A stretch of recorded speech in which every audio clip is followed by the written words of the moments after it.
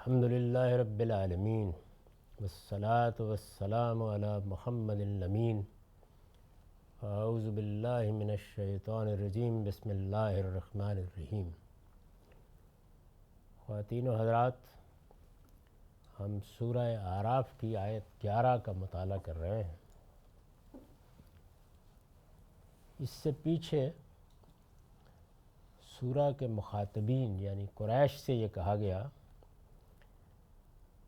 کہ اس سرزمین میں تمہیں جو اقتدار حاصل ہے یہ ہمارا ہی دیا ہوا ہے۔ اس وادی بے آب و گیا میں تمہارے لیے معاش کی راہیں بھی ہم نے کھولی ہیں۔ ہونا تو یہ چاہیے تھا کہ تمہیں جو عظیم ذمہ داری دی گئی، توحید کے اس مرکز کی تولیت تمہارے سپرد کی گئی، تم اس کا حق ادا کرتے، لیکن تم نے شکر گزاری کا رویہ اختیار نہیں کیا۔ بات جب یہاں پہنچ گئی تو اب اس کے بعد انہیں زمین پر انسان کے آنے کی سرگزشت سنائی جا رہی ہے۔ یعنی تمہیں آباد کیا، تمہیں اقتدار بخشا، تمہیں یہ سب نعمتیں دیں، لیکن یہ جانتے ہو کہ انسان کی حیثیت سے تمہاری سرگزشت کیا ہے۔ تو اب وہاں سے بات سنانا شروع کی۔ تمہاری سرگزشت یہ ہے کہ ہم نے تمہیں پیدا کیا تھا، پھر تمہاری صورتیں بنائی تھیں، پھر فرشتوں سے کہا تھا کہ آدم کے سامنے سجدہ ریز ہو جاؤ۔ وَلَقَدْ خَلَقْنَاكُمْ ثُمَّ صَوَّرْنَاكُمْ ثُمَّ قُلْنَا لِلْمَلَائِكَةِ اسْجُدُوا لِآدَمَ فَسَجَدُوا إِلَّا إِبْلِيسَ لَمْ يَكُن مِّنَ السَّاجِدِينَ۔ پھر فرشتوں سے کہا تھا کہ آدم کے سامنے سجدہ ریز ہو جاؤ، سو ابلیس کے سوا سب سجدہ ریز ہو گئے، وہ سجدہ کرنے والوں میں شامل نہیں ہوا۔ اس میں جو اہم چیزیں ہیں ان میں سے ایک کا ہم مطالعہ کر چکے، وہ یہ تھی کہ ہم نے تمہیں پیدا کیا تھا، پھر تمہاری صورتیں بنائی تھیں۔ یہ قرآن مجید نے انسان کی تخلیق کو اجمال سے بیان کیا ہے۔ میں نے یہ عرض کیا تھا کہ قرآن مجید کے دوسرے مقامات میں اس کی تفصیل ہوئی ہے، اور وہاں یہ بتایا گیا ہے کہ انسان کی تخلیق کئی مراحل سے گزر کر ہوئی ہے، اور ان میں خاص طور پر 3 مراحل بڑی اہمیت کے حامل ہیں۔ یعنی وہ مرحلہ جب انسان کو کیچڑ سے پیدا کیا گیا، دلدل سمندروں کے کنارے جو بن جاتی ہے یا دریاؤں کے کنارے بن جاتی ہے، جس کو قرآن مجید نے تین لازب یا تین کے لفظ سے تعبیر کیا ہے، تو وہاں سے گویا بیج پھوٹا۔ اس کی جو تصویر قرآن مجید سے سامنے آتی ہے، وہ اگر ہم تخلیق کے عمل کا اب مطالعہ کریں تو اس سے کچھ یوں بنتی ہے کہ جو عمل اب ماں کے پیٹ میں ہوتا ہے، بین ہی یہی عمل زمین کے پیٹ میں ہوا۔ یعنی ماں کے پیٹ میں کیا عمل ہوتا ہے، یہی زمین کے اجزاء یہ خوراک کی صورت میں، غذاؤں کی صورت میں اندر جاتے ہیں، اور پھر ایک فیکٹری لگی ہوئی ہے جو اس قطرہ آب کو یا اس بیضے کو پیدا کرتی ہے جس سے انسانی زندگی کی ابتدا ہوتی ہے۔ تو یہ عمل جو اب ہماری آنکھوں کے بالکل سامنے ہوتا ہے اور خام مال سے انسان تیار ہو کر باہر آ جاتا ہے، بالکل یہی عمل زمین کے پیٹ میں ہوا۔ اور زمین کے پیٹ میں جب یہ عمل ہوا تو اس سے جو مخلوق پیدا ہوئی وہ انسان کا حیوانی وجود تھا۔ یعنی انسان اپنی شخصیت کے لحاظ سے آسمانی ہے اور اپنے قالب یا اپنے حیوانی وجود کے لحاظ سے زمینی ہے۔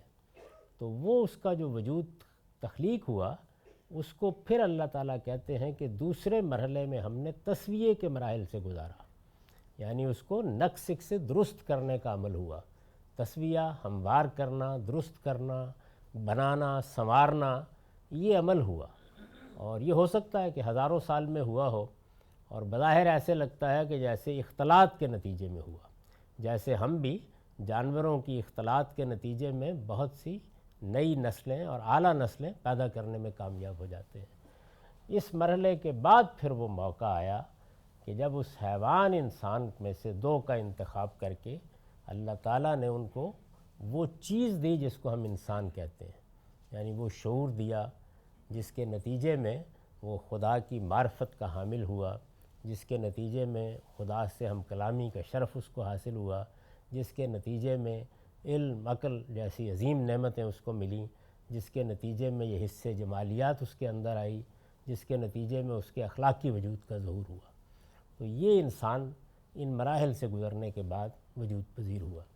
تو اس پر میں نے آخر میں یہ تبصرہ کیا تھا کہ ہڈیوں، کھوپڑیوں اور ڈھانچوں کے اوراق میں سائنسدان جو کچھ پڑھ رہے ہیں وہ یہی سرگزشت ہے۔ اس سرگزشت کا خلاصہ بیان کر دیا تھا، وہ اس سے پچھلی نشست میں سنایا جا چکا ہے۔ وہ یہی سرگزشت ہے، اس کا ارتقاء کے اس تصور سے کوئی تعلق نہیں ہے جو ڈارون نے پیش کیا تھا۔ یعنی یہ ایک بالکل مختلف نقطہ نظر ہے جو قرآن مجید نے ہمارے سامنے رکھا ہے۔ تو اس کی طرف یہاں محض اشارہ کیا ہے، ہم نے تمہیں پیدا کیا تھا پھر تمہاری صورتیں بنائی تھیں۔ اس کے بعد فرمایا کہ پھر فرشتوں سے کہا تھا ثم قلنا للملائکۃ اسجدوا لآدم، آدم کے سامنے سجدہ ریز ہو جاؤ۔ یہ کیا چیز تھی؟ اس پر پہلے البیان کا نوٹ سن لیجئے۔ میں نے لکھا ہے یہ سجدہ تعظیم کے لیے تھا اور اللہ تعالیٰ کے حکم سے ہوا، اس لیے اس میں شرک کا کوئی پہلو نہیں ہے، یعنی محض احترام تعظیم جس کے لیے خود قدیم تمدن میں بھی یہ روایت رہی ہے، جیسے کہ سیدنا یوسف کے قصے میں ہم پڑھتے ہیں۔ اللہ تعالیٰ نے فرشتوں کی اطاعت کا یہ امتحان جس وجہ سے لیا، یعنی کیوں سجدہ کرایا گیا؟ فرشتوں کی اطاعت کا امتحان کرنے کے لیے، اطاعت کا امتحان اس نئی مخلوق کے سامنے، یعنی انسان کے سامنے اطاعت کا امتحان کرنے کے لیے۔ یہ بات قصہ آدم و ابلیس سے جہاں جہاں بھی سنایا گیا ہے بالکل واضح ہو جاتی ہے کہ جو پہلی تعلیم اللہ تعالیٰ نے انسان کو دی ہے وہ عملی طریقے سے دی ہے، اور یہ معلوم ہے کہ زبان بڑے مراحل سے گزرنے کے بعد مفاہیم کو اپنے اندر لینے کی صلاحیت پیدا کرتی ہے۔ ایک زمانہ درکار ہوتا ہے جب تصورات لفظ کا پیراہن اختیار کر لیتے ہیں۔ تو ابتدا میں جو تعلیم اللہ تعالیٰ کی طرف سے دی گئی، یعنی ایک تعلیم تو وہ ہے کہ جو انسان کی فطرت میں ڈال دی گئی، لیکن جو تعلیم اللہ تعالیٰ کی طرف سے دی گئی اس میں عملی طریقہ زیادہ اختیار کیا گیا تاکہ انسان سمجھ سکے کہ وہ کس امتحان میں ڈالا گیا ہے، اسے کن مراحل سے گزرنا ہوگا اور اس کے نتائج اس کے لیے کیا نکلیں گے۔ تو یہ گویا فرشتوں کی اطاعت کا امتحان کیا گیا اور انسان کے سامنے کیا گیا۔ اللہ تعالیٰ نے فرشتوں کی اطاعت کا یہ امتحان جس وجہ سے لیا وہ یہ تھی، یعنی کیوں یہ معاملہ ہوا۔ فرشتوں سے کہا گیا کہ آدم کے سامنے سجدہ ریز ہو جاؤ۔ یہ بات آگے جا کے معلوم ہو جائے گی کہ فرشتے اور جنات قریب قریب کی مخلوقات ہیں، اور چونکہ قریب قریب کی مخلوقات ہیں تو اس وجہ سے قرآن مجید نے ایسے بیان کیا ہے کہ گویا ایک ہی زمرے کے اوپر اور نیچے کے لوگ ہیں، تو سب کو سجدے کا حکم دیا گیا، لیکن جنات میں سے ابلیس اس کے لیے تیار نہیں ہوا۔ تو یہاں یہ بیان کیا گیا کہ یہ جو امتحان لیا گیا اس کے وجوہ کیا تھے۔ اولاً پہلی چیز یہ تھی آدم پر واضح ہو جائے کہ اصلی سرفرازی نور یا نار سے پیدا ہونے میں نہیں ہے بلکہ اللہ تعالیٰ کی اطاعت اور فرما برداری میں ہے۔ یعنی انسان کا جو ایک بڑا امتحان ہے دنیا میں وہ اس کی انانیت کا امتحان ہے۔ ہر مخلوق اپنی خلقت کے لحاظ سے برتری کا ایک احساس اپنے اندر رکھتی ہے۔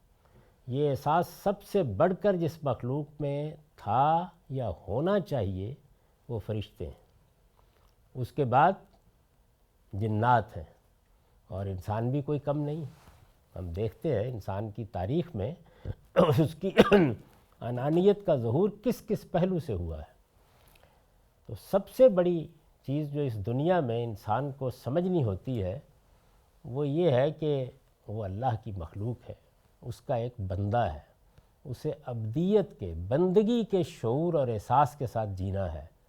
وہ اپنی برتری کے زوم میں مبتلا نہیں ہو سکتا۔ برتری کے زوم میں مبتلا ہو جانا، اپنے آپ کو بڑی چیز سمجھنا، اپنی خلقت پر فخر کرنا، جس کو قرآن مجید کہتا ہے نا کہ ان اللہ لا یحب کل مختال فخور، یعنی اکڑنے والے، اترانے والے، اپنے آپ کو بڑی چیز سمجھنے والے، دون کی لینے والے، بڑائی کرنے والے، یہ اللہ کو پسند نہیں ہے۔ بڑائی کا احساس ہر مخلوق میں اپنی اپنی خلقت کے لحاظ سے ہوتا ہے۔ شیر بھی اپنے آپ کو بڑی چیز سمجھتا ہوگا، ایک بکری بھیڑ بھی اپنی شخصیت کا ادراک رکھتی ہوگی، لیکن ہم انسان تو چونکہ خود شعوری رکھتے ہیں، خود شعوری کا مطلب کیا ہے؟ اپنے شعور کا بھی شعور رکھتے ہیں، تو اس وجہ سے ہمارے ہاں یہ چیز بہت ہوتی ہے۔ ہم سے برتر مخلوق ہیں جنات، اس لیے کہ وہ مادے کی انرجی کی فارم سے پیدا ہوئے ہیں، ان کے اندر بھی یہ احساس موجود ہے، اور فرشتوں کی تو خیر بات ہی کیا ہے۔ تو اللہ تعالیٰ نے جو سب سے پہلا سبق دیا وہ سبق یہ تھا کہ یہ خلقت کے لحاظ سے کون اوپر ہے اور کون نیچے، یہ اصل چیز نہیں ہے۔ اصل چیز یہ ہے کہ تم سب کے سب میرے بندے ہو، اور جب میری بندگی کے احساس کے ساتھ دنیا میں جینا سیکھو گے تو اسی میں تمہارے لیے سرفرازی ہے۔ اسی کو دوسری جگہ بیان کیا ہے کہ وما خلقت الجن والانس الا لیعبدون، میں نے جنوں اور انسانوں کو اس لیے پیدا کیا ہے کہ میرے بندے بن کر رہیں دنیا میں، یعنی اپنی برتری کے زوم میں مبتلا نہ ہوں۔ تو یہ رنگ کے، نسل کے، یہ مذہب کے، یہ انسان کے تصورات کے، یہ اس کے پس منظر کے، یہ اس کی ثقافت کے امتیازات جو برتری کا احساس پیدا کرتے ہیں، ان کا خاتمہ کیا کہ برتری کی بنیاد انسان کا اخلاقی وجود ہے۔ اسی کو قرآن مجید نے سورہ حجرات میں بتایا کہ ہم نے یہ تمہارے جو قبیلے بنائے ہیں اور ان میں سے کسی کو اوپر کسی کو نیچے کیا ہے اور معیشت کے لحاظ سے بھی فرق رکھا ہے، یہ برتری کی بنیاد نہیں ہے۔ ان اکرمکم عند اللہ اتقاکم، برتری اس کو حاصل ہے، اللہ کے ہاں برتری اس کو حاصل ہے جو تم میں سب سے زیادہ اللہ سے ڈرنے والا ہے، جو خدا ترس ہے، جو اپنے حدود کا لحاظ رکھ کے زندگی بسر کرنے والا ہے۔ تو یہ بتایا اولاً آدم پر واضح ہو جائے، یعنی اب یہ سبق کیا تھے؟ یہ جو معاملہ ہوا کہ اللہ تعالیٰ نے فرشتوں سے یہ کہا کہ تم آدم کے سامنے سجدہ ریز ہو جاؤ، یعنی ایک آخری درجے کی برتر مخلوق جو تسبیح و تقدیس کر رہی ہے، اللہ تعالیٰ کی کائنات کا نظم چلا رہی ہے، جس کو براہ راست ایک مناسبت حاصل ہے، جو ملائے اعلیٰ تک رسائی رکھتی ہے، اس مخلوق سے یہ کہا گیا کہ اپنے سے تیسرے درجے میں، یعنی خلقت کے لحاظ سے ایک مخلوق جو بہت فروتر ہے، اس کے سامنے سجدہ ریز ہو جاؤ۔ کس کے حکم پر؟ اللہ کے حکم پر۔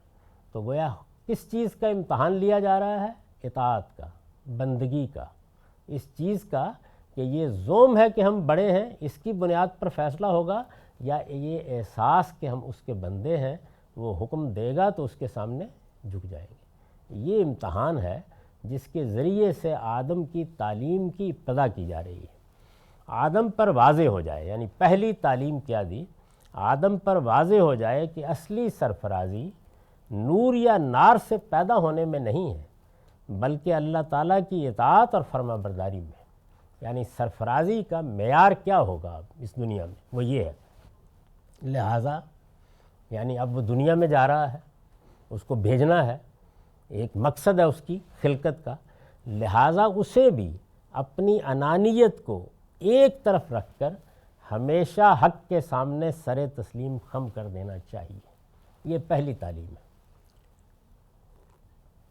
معاف کیجیے، اور آپ غور کریں تو یہ سب سے بڑی تعلیم ہے۔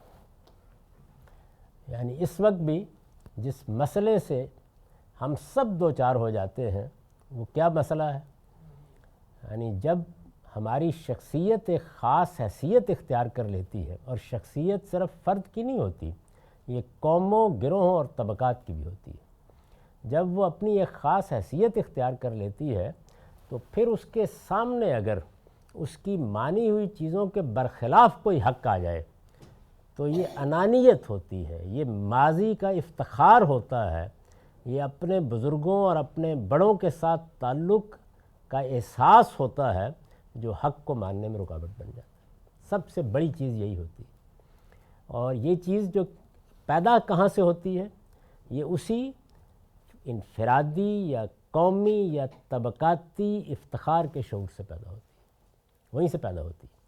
وہ جو ایک واقعہ بیان کیا جاتا ہے مولانا محمود حسن کا، غالباً مولانا مناظر حسن گیلانی کے ساتھ، کہ انہوں نے ان سے پوچھا، ایک بڑے عالم نے اپنے ایک بزرگ سے یہ پوچھا کہ یہ بتائیے کہ مسلمانوں کے ہاں جو رسالت مآب صلی اللہ علیہ وسلم کے معاملے میں بڑی جذباتیت ہے، مرنے مارنے کے لیے تیار ہو جاتے ہیں، لیکن خود رسالت مآب صلی اللہ علیہ وسلم نے جو دین دیا ہے، جو احکام دیے ہیں، جن چیزوں کی پیروی کے لیے کہا ہے، ان کی پرواہ نہیں ہوتی۔ تو یہ کیا چیز ہے، اس کا باعث کیا ہے؟ تو انہوں نے کہا کہ بھائی وہ ہے نظریہ، وہ دین ہے، اس کے لیے آپ کو حقیقی زندگی میں داخل ہونا پڑتا ہے۔ یہ قومی افتخار ہے کہ میرے پیغمبر کی توہین ہو گئی، تو اصل میں میری انانیت کو ٹھیس پہنچتی ہے، تو یہاں میں سب کچھ کرنے کے لیے تیار ہو جاتا ہوں۔ تو انسان کے اندر یہ جو داعیہ ہے، یہ جذبہ ہے کہ میں کچھ ہوں، سب سے پہلی تعلیم جو اللہ تعالیٰ نے دی وہ یہ دی کہ یہ تمہارے سامنے ایک مخلوق موجود ہے، یہ دیکھو کہ اس مخلوق کی حیثیت کیا ہے۔ خلقت کے لحاظ سے یہ جس چیز سے بنائی گئی ہے اس کی برتری کا کوئی مقابلہ ہی نہیں ہے۔ جو عزت احترام حاصل ہے ان کو، وہ بھی بہت غیر معمولی ہے۔ آپ جبریل امین کا کبھی قرآن میں تعارف پڑھیں تو اندازہ ہوتا ہے کہ کیا حیثیت ہے ان کی، مطاعن ثم امین، بہت غیر معمولی حیثیت کی حامل مخلوق ہے۔ اس سے کہا گیا کہ آدم کے سامنے سجدہ ریز ہو جاؤ، تو سبق کیا ملا؟ لہٰذا اسے بھی اپنی انانیت کو ایک طرف رکھ کر ہمیشہ حق کے سامنے سر تسلیم خم کر دینا چاہیے، یہ پہلی چیز۔ اس کے بعد میں نے لکھا ہے ثانیاً، دوسری چیز کیا ہے؟ وہ یہ سمجھ لے، یعنی انسان یہ سمجھ لے کہ اسے جب اللہ تعالیٰ نے یہ درجہ دیا ہے کہ فرشتوں نے اس کو سجدہ کیا، تو یہ بات کسی طرح اس کے شایان شان نہیں ہے کہ وہ کسی برتر سے برتر مخلوق کو بھی خدا کا شریک سمجھ کر اس کی پرستش کرے۔ یعنی یہ دوسری بات بھی واضح ہو جائے۔ پہلی چیز یہ کہ انانیت کوئی چیز نہیں ہے، اصل چیز اللہ کا حکم ہے، اصل چیز بندگی کا احساس ہے۔ ہماری دو حیثیتیں ہیں، ان میں سے ایک حیثیت خلقت کے اعتبار سے ہے، مٹی سے بنے ہیں، آگ سے بنے ہیں، نور سے بنے ہیں، نار سے بنے ہیں۔ دوسری حیثیت یہ ہے کہ ہم اللہ کے بندے ہیں۔ تو یہ وہ حیثیت ہے جس کا شعور پیدا کرنے کے لیے اللہ کے پیغمبر آتے ہیں۔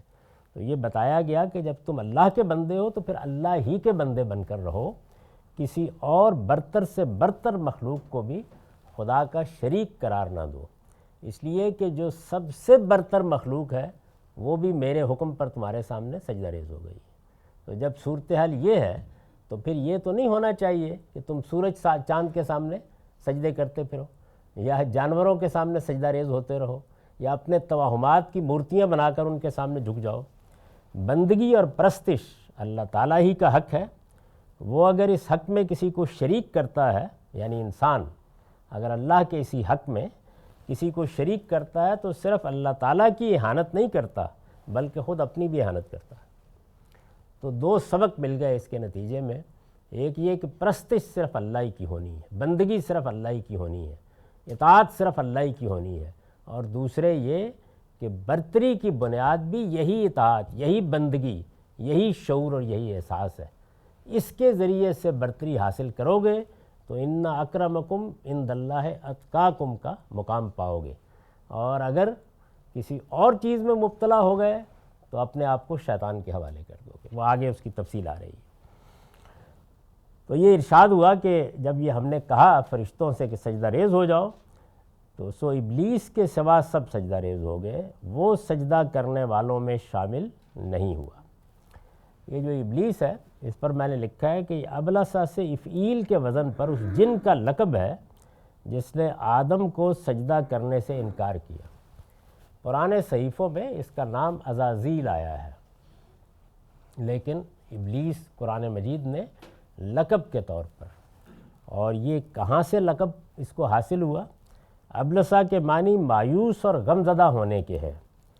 بعض لوگ اسے فرشتہ سمجھتے ہیں، لیکن قرآن میں صراحت ہے کہ یہ جنات میں سے تھا۔ وہ میں نے واضح کر دیا کہ فرشتے اور جنات چونکہ بالکل قریب کی مخلوقات ہیں، ایک ہی جگہ پر ایک ہی طریقے سے اللہ تعالیٰ کے مخاطب تھے، تو اس وجہ سے جب حکم دیا گیا تو دونوں کو دیا گیا، اور اس استثناء نے واضح کر دیا کہ ان کو بھی حکم دیا گیا تھا، وہ بھی سجدہ ریز ہوئے، ابلیس یا اس کے کچھ ساتھی ہوں گے وہ سجدہ کرنے کے لیے تیار نہیں ہوگے، وہ سجدہ کرنے والوں میں شامل نہیں ہوا۔ اس پر میں نے لکھا ہے کہ اس سے معلوم ہوتا ہے کہ جنات چونکہ اپنی خلقت کے لحاظ سے فرشتوں سے زیادہ دور نہیں ہیں، اس لیے انہیں جب سجدے کا حکم دیا گیا تو علی سبیل تغلیب جنات بھی اس حکم میں شامل تھے، یعنی جب کسی جگہ پہ کوئی برتر مخلوقات موجود ہوں اور ان کے ساتھ ضمنی طور پر یا طبعاً دوسرے بھی موجود ہوں تو یہ ضرورت نہیں ہوتی کہ تصریح کی جائے لفظوں میں، ایک بات کہی جاتی ہے دونوں سے متعلق ہوتی ہے، سیاق سباق قرائن کوئی استثناء بتا دیتا ہے کہ دونوں ہی سے متعلق بات کہی گئی تھی، تو یہ الا ابلیس یا ابلیس اس کے لیے تیار نہیں ہوا، اس نے بتا دیا۔ اس سے یہ قیاس کرنا درست نہیں ہے کہ یہ فرشتوں میں سے تھا، اللہ تعالیٰ نے دوسری جگہ وضاحت کر دی ہے کہ یہ جنات میں سے تھا، یعنی جنات بھی مخاطب تھے اور ان کو بھی یہ ہدایت کی گئی تھی کہ وہ سجدہ ریز ہو جائیں۔ یہ گویا دونوں بڑی مخلوقات، انسان سے برتر دونوں مخلوقات سے یہ تقاضا کیا گیا۔ لم یکم من الساجدین، وہ سجدہ کرنے والوں میں شامل نہیں ہوا۔ اب مکالمہ شروع ہوا، قال ما منعک الا تسجد اذ امرتک، فرمایا تجھے کس چیز نے سجدہ کرنے سے روک دیا۔ اس میں عربیت کا بھی ایک پہلو ہے جس کو زبان کے طالب علموں کو سامنے رکھنا چاہیے۔ اس پر میں نے نوٹ لکھا ہے کہ اصل میں ما منع کا اللہ تسجدہ کے الفاظ آئے ہیں، ما منع کے بعد لا کا لانا ضروری نہیں تھا، اس لیے کہ اس میں خود لا کا مضمون موجود ہے، نفی کا، لیکن لایا گیا ہے تو اس سے شدت نکیر کا مضمون پیدا ہو گیا، یعنی بعض اوقات زبان میں حروف دہرا دیے جاتے ہیں، اس سے ایک طرح سے اگر نفی ہے تو نکیر کی شدت، روکنے کی شدت پیدا ہو جاتی ہے، یا نفرت کے اظہار کی شدت پیدا ہو جاتی ہے، اور بعض موقعوں پر مثبت طور پر کسی چیز پر زور یا تاکید کا مضمون پیدا ہو جاتا ہے۔ یہ اسلوب ہماری اپنی زبان میں بھی موجود ہے۔ ہم بھی بعض موقع پر میں نے تمہیں روکا نہیں تھا، تو حالانکہ روکنے کے اندر بھی وہ چیز موجود ہے، لیکن شدت کے لیے بعض اوقات ہم الفاظ کو دہرا دیتے ہیں۔ تو اللہ تعالیٰ نے بھی یہ اسلوب اختیار کیا ہے، ما منع کا اللہ تسجد اذ امرتک، تجھے کس چیز نے سجدہ کرنے سے روک دیا جبکہ میں نے تجھے حکم دیا تھا، یعنی حکم تو اللہ ہی نے دیا تھا۔ یوں نہیں ہے کہ سجدہ کرنے کی کوئی تقریب ہو رہی تھی اور اس نے کہا کہ چلیے 10 کر رہے ہیں میں نہیں کرتا، باقاعدہ حکم دیا گیا تو اس لیے اس کو بیان کیا ہے۔ میں نے لکھا ہے مطلب یہ ہے کہ اس سجدے کا حکم چونکہ میں نے دیا تھا، اس لیے یہ سجدہ آدم کو نہیں بلکہ در حقیقت مجھے تھا، اس لیے کہ میں پروردگار ہوں، میں نے اس کی ہدایت کی تھی، لیکن اس کے باوجود امتثال امر کے بجائے، یعنی بات ماننے کی بجائے، امتثال امر بات کے سامنے جھک جانے کی بجائے، حکم کے سامنے سر جھکانے کی بجائے تو نے سرکشی اختیار کی، آخر کیوں؟ یہ سوال کیا اللہ تعالیٰ نے۔ اب ذرا جواب سنیے جو اس نے دیا، قال انا خیر منہ، یعنی وہی امتحان جس میں ڈالا گیا تھا، یہ معلوم ہو گیا کہ فرشتے پوری طرح کامیاب رہے، انہوں نے سرتابی نہیں کی، اس نے سرتابی کی اور پھر اس کی وجہ بیان کی، کہا میں اس سے بہتر ہوں، انا خیر منہ، اور بہتر ہونے کی بنیاد کیا بیان کی؟ یعنی وہی مسئلہ جو انسانیت کو صدیوں درپیش رہا ہے، نسل کی برتری، رنگ کی برتری، خلقت کی برتری، قبیلے کی برتری، پس منظر کی برتری، اکابر کی برتری، بزرگوں کی طبقے کی برتری، معیشت کی برتری، کوئی برتری ہے نا جس کو آپ دوسروں کے اوپر اپنی بڑائی کے اظہار کی دلیل بناتے ہیں، تو یہ اس نے بھی اپنی خلقت کو جو سب سے بڑی چیز ہے، انا خیر منہ، میں اس سے بہتر ہوں، کیوں بہتر ہوں؟ خلقتنی من نار و خلقتہ من طین، تو نے مجھے آگ سے پیدا کیا اور اس کو مٹی سے، یعنی میری خلقت میں برتری ہے، مادے کی وہ صورت جو وہ انرجی کی فارم میں ہوتا ہے، تو وہ اگر اب بھی آپ دیکھیں تو برتری کا احساس اپنے اندر رکھتی ہے، یعنی اس میں ایک خاص طرح کی لطافت پیدا ہو جاتی ہے، پامالی کا احساس نہیں ہوتا، زمین نیچے کو جاتی ہے، آگ اوپر کو اٹھتی ہے، تو ایک برتری کا احساس ہے۔ مطلب یہ ہے کہ تم نے مجھے جس چیز سے پیدا کیا وہ چیز اپنی صنف کے لحاظ سے اس سے برتر ہے جس سے تو نے ان کو پیدا کیا ہے۔ تو جب میں خلقت کے لحاظ سے برتر ہوں تو یہ کیسے ہو سکتا ہے کہ مجھے اپنے سے ایک کمتر مخلوق کے سامنے جھکنے کے لیے کہہ دیا جائے؟ تو اب گویا تقابل کس چیز کا ہوا؟ وہی بات کہ آپ نے اپنی خلقت کو بنیاد بنایا برتری کی، اور اللہ تعالیٰ کو اصرار ہے کہ برتری کی بنیاد انسان کا نظریاتی وجود ہے، یعنی اس نے علم میں کیا پایا، اس نے عمل میں کیا طریقہ اختیار کیا، اس کی بنیاد پر کوئی برتری کی بات کرے تو یہ بات شائن شان ہے۔ لیکن خلقت یہ کیا چیز ہے؟ تو اس نے کہا کہ مجھے ایسے ہی پیدا کیا تو نے۔ معافی۔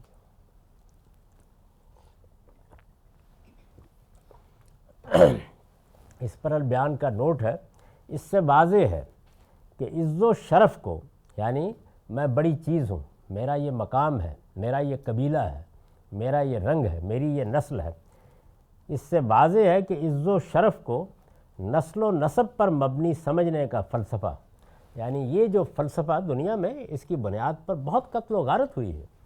یعنی انسان نے صدیوں کے تعامل سے جب اپنی برتری کا کوئی خاندانی کوئی نسبی تصور پیدا کر لیا تو دوسرے انسانوں کے اوپر حکم چلانے یا ان کو محکوم بنانے کو اپنا حق سمجھا۔ اور آپ جانتے ہیں کہ انسانی تاریخ میں اس سے بڑے حوادث وجود میں آئے ہیں۔ قریب کی دنیا میں یہ نازی فلسفہ اسی سے پیدا ہوا۔ اس سے واضح ہے کہ عز و شرف کو نسل و نسب پر مبنی سمجھنے کا فلسفہ ابلیس کی ایجادات میں سے ہے، یعنی رنگ کی بنیاد پر خاص طور پر جو کچھ انسانوں کے ساتھ ہوا ہے، جس طریقے سے افریقہ سے انسانوں کو پکڑا گیا اور جس طریقے سے یہ جس کو ہم مہذب دنیا کہتی ہیں اس نے ان کے ساتھ جو سلوک کیا، ظاہر ہے کہ اس میں کیا چیز تھی؟ کیا انسان ہونے کے لحاظ سے کوئی فرق تھا؟ کیا اخلاقی وجود میں کوئی کمی تھی؟ کیا جمالیاتی احساس میں کوئی نقص رہ گیا ہوا تھا؟ کیا عقلی طور پر کوئی برتری کا فلسفہ تھا کہ جو ان کو کمتر کر رہا تھا؟ محض رنگ کی بنیاد پر، محض نسل کی بنیاد پر۔ تو یہ پرانی چیز نہیں ہے، آج کے دور میں بھی آپ اس کو دیکھ سکتے ہیں۔ اس سے واضح ہے کہ عز و شرف کو نسل و نسب پر مبنی سمجھنے کا فلسفہ ابلیس کی ایجاد میں سے ہے۔ یعنی اس طرح گویا قرآن مجید نے یہ بتا دیا، اور یہ قریش کے ساتھ بھی یہی مسئلہ ہے۔ وہ بھی یعنی یہ کیوں سنایا جا رہا ہے انہیں، تمہید کیوں یہاں سے اٹھائی ہے، ان کا بھی بڑا مسئلہ یہی ہے۔ آپ دیکھیے کہ رسالت مآب صلی اللہ علیہ وسلم کے ساتھ جو ان کا معاملہ ہوا ہے اس میں استدلال کیا ہے۔ آخر میں جب زچ ہو گئے ہیں تو یہ کہا کہ لولا نزل ھذا القرآن علی رجل من القریتین عظیم، یعنی ہمارے ہاں بھی ایک سرداروں کی پوری کیٹیگری موجود ہے مکے اور طائف میں، یہ اللہ تعالیٰ نے نبوت کے لیے انتخاب ہی کرنا تھا تو ان میں سے کسی کا کر لیا ہوتا۔ تو سوال یہ نہیں ہے کہ محمد الرسول اللہ اپنے اخلاق عالیہ کے لحاظ سے کسی سے کمتر ہے، یا خیر الناس ہونے کے اعتبار سے کوئی اور ان سے بہتر ہے، یہ نہیں ہے معاملہ۔ معاملہ یہ ہے کہ ہمارے سرداروں نے جو اپنی ایک پوزیشن اختیار کی ہوئی ہے، ظاہر ہے کہ وہ ہمارا شرف ہے، وہ ہمارے بڑے ہیں۔ تو اگر اللہ تعالیٰ نے نبوتی کے لیے انتخاب کرنا تھا تو ان میں سے کسی کا کر لیا ہوتا۔ تو یہی چیز بنیاد بنی۔ اس سے واضح ہے کہ عز و شرف کو نسل و نسب پر مبنی سمجھنے کا فلسفہ ابلیس کی ایجادات میں سے ہے۔ جو لوگ اس بنیاد پر اکڑتے اور دوسروں کو حقیر سمجھتے ہیں وہ در حقیقت اسی کے پیرو ہیں۔ تو یہ تعلیم گویا ابتدائی میں دے دی۔ اب جب اس نے اس پہ اصرار کیا اور یہ کہہ دیا کہ میرے انکار کرنے کی وجہ یہ ہے، تو کیا ہوا؟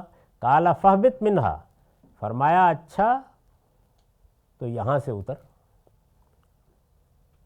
فما یکون لک ان تتکبر فیہا، اس لیے کہ تجھے حق نہیں کہ یہاں بڑائی کا گمنڈ کرے۔ فخرج انک من الصاغرین، سو نکل جا، یقیناً تو ذلیل ہے۔ یہ کہاں سے نکل جا؟ خدا کی بارگاہ سے اترنے کا حکم ہے۔ یعنی پروردگار کے ساتھ جو براہ راست معاملہ ہو رہا ہے، آپ سمجھیں کہ جیسے محض سمجھانے کے لیے جیسے دربار لگا ہوا ہے اور اس میں آپ موجود ہیں، بادشاہ سلامت کی بارگاہ میں ہیں، تو بادشاہ کائنات کی بارگاہ میں ہے، تو فرمایا اتر جا۔ یہ جو اتر جا ہے یہ نکل جا ہی کا دوسرا اسلوب ہے۔ یعنی اس سے جو بعض لوگوں نے خیال کر لیا کہ کہیں اوپر کسی جنت میں یہ معاملہ ہو رہا ہے، یہ ٹھیک نہیں ہے۔ اس کو سمجھنا ہو تو قرآن مجید ہی میں دیکھ لیجئے کہ جب بنی اسرائیل نے یہ مطالبہ کیا، یہ کہا کہ ہمارے لیے تو وہی لہسن وہی ککڑی کا بندوبست ہونا چاہیے، یہ کیا من و سلوہ ہے، تو اس میں کیا الفاظ آئے؟ فَاہْبِطُوا مِصْرَ، جاؤ کسی پھر مصری میں اترو جا کے، وہاں بھی یہی لفظ استعمال ہوا ہے۔ تو چونکہ لوگ جس وقت پرانے زمانے میں سفر کرتے تھے، ایک جگہ سے دوسری جگہ جاتے تھے تو جانوروں پر سوار ہو کے جاتے تھے اور وہاں جا کے جانور سے اترتے تھے، تو لفظ اس سے وجود میں آیا اور پھر کہیں جانے، کہیں سے نکل کے دوسری جگہ چلے جانے کے لیے استعمال ہونے لگ گیا۔ تو اس کا ہرگز یہ مطلب نہیں ہے کہ کسی آسمانی جنتی سے آپ اتاریں، یعنی خدا کی بارگاہ سے نکل جانے کا حکم دیا گیا۔ اس کا مطلب کیا ہے؟ وہ حجاب طاری ہو گیا جو حجاب اب ہم سب پر طاری ہے، یعنی اگر وہ حجاب اٹھا دیا جائے تو ایسا نہیں ہے کہ ہمیں کہیں اوپر جانا پڑے گا، ہم یہیں خدا کی بارگاہ میں ہوں گے، براہ راست ہوں گے۔ اسی کو سورہ نجم کے اس دوسرے حصے سے سمجھ لیجئے جس میں یہ بیان کیا گیا ہے کہ جب جبریل کے ساتھ دوسری ملاقات کا موقع ہوا، یعنی پہلی ملاقات کو بیان کیا ہے، پھر جب دوسری ملاقات کا موقع ہوا تو اس میں یہی الفاظ آئے ہیں، اسی چیز کو بیان کیا گیا ہے کہ اس وقت حجاب اٹھا دیا گیا اور کھول دیا گیا۔ تو اب وقت ختم ہو گیا، اس کے بعد ہم انشاءاللہ اس بحث کو جاری رکھیں گے دوسری نشست میں۔ اقول قولی ھذا واستغفر اللہ لی ولکم ولسائر المسلمین۔ اب 10 منٹ کا وقفہ ہے، اس کے بعد دوسری نشست۔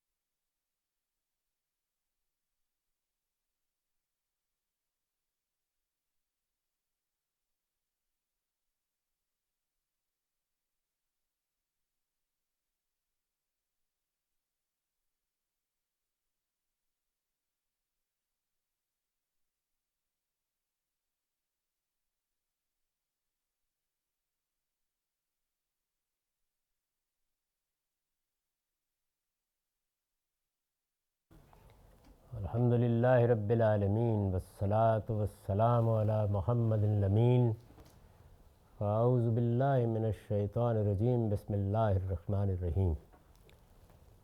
خواتین و حضرات، سورہ اعراف کی آیت 13 زیر درس ہے۔ اس میں وہ مکالمہ نقل ہو رہا ہے جو اللہ تعالیٰ فرشتوں اور جنات کے مابین ہوا، خاص طور پر ابلیس کے ساتھ۔ یہ بات اس سے پہلے بیان ہو گئی کہ جب اس نے سجدہ کرنے سے انکار کر دیا تو اللہ تعالیٰ نے پوچھا کہ یہ حکم تو میں نے دیا تھا، میں تمہارا پروردگار ہوں، وہ کیا چیز ہے کہ جس نے تمہیں روک دیا؟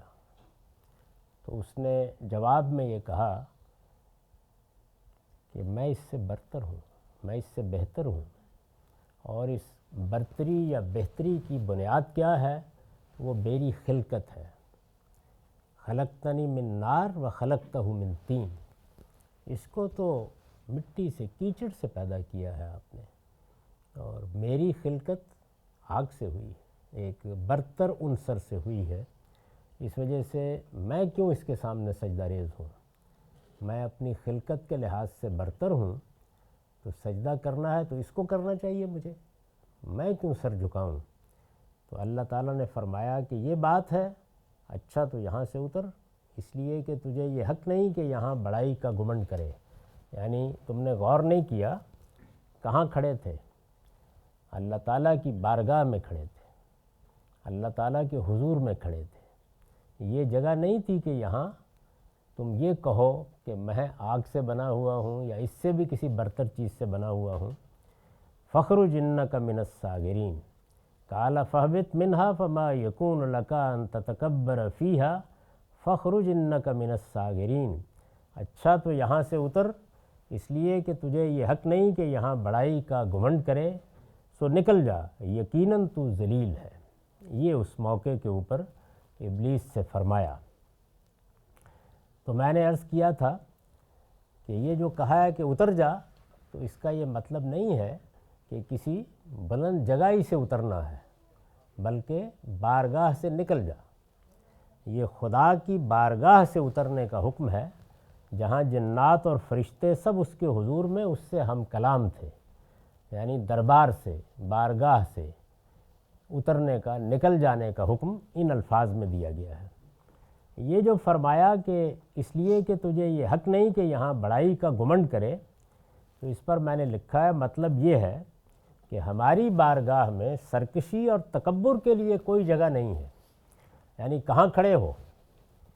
سرکشی اور تکبر، اور وہ بھی خدا کی بارگاہ میں، وہ بھی خالق کے سامنے، وہ بھی جہانوں کے پروردگار کے سامنے، وہ بھی زمین و آسمان کے بادشاہ کے سامنے۔ مطلب یہ ہے کہ ہماری بارگاہ میں سرکشی اور تکبر کے لیے کوئی جگہ نہیں ہے۔ اس جرم کا ارتکاب کر رہے ہو تو اس کی سزا دائمی ذلت ہے۔ یعنی یہ اللہ تعالیٰ کا وہ قانون ہے جو جزا و سزا کے بارے میں سب کے لیے یکساں بیان ہوا ہے۔ ہر چیز قابل معافی ہے، ہر چیز میں عفو و درگزر کا امکان ہے، لیکن تکبر میں نہیں، سرکشی میں نہیں۔ سرکشی، سرتابی اور تکبر، یہ وہ جرم ہے جس کے بارے میں قرآن مجید نے یہ فرمایا ہے کہ اونٹ سوئی کے ناکے میں داخل ہو سکتا ہے، کوئی متکبر، کوئی استکبار کرنے والا جنت میں داخل نہیں ہو سکتا۔ تو یہ وہ بنیادی چیز ہے۔ یہ جس کو آپ کفر کہتے ہیں، وہ بھی اصل میں استکبار کا ظہور ہے۔ یعنی جب کوئی شخص اس چیز کو جاننے کے بعد کہ حق یہی ہے، اس کے سامنے اکڑ جاتا ہے، تو نتیجہ کیا؟ انکار کرتا ہے۔ تو انکار اگر استکبار کی بنیاد پر ہے تو پھر وہ قابل معافی نہیں رہتا۔ پھر وہی بات ہے کہ اونٹ سوئی کے ناکے میں داخل ہو جائے گا، لیکن کوئی متکبر، کوئی اللہ کے سامنے سرکشی کرنے والا جنت میں نہیں جائے گا۔ اسی سے یہ اصول بھی معلوم ہوا کہ تمام مواخذہ، تمام سزا، تمام ذلت، یہ سب کس کے لیے ہے؟ سرکشی کے لیے۔ سرکشی ناقابل معافی جرم ہے۔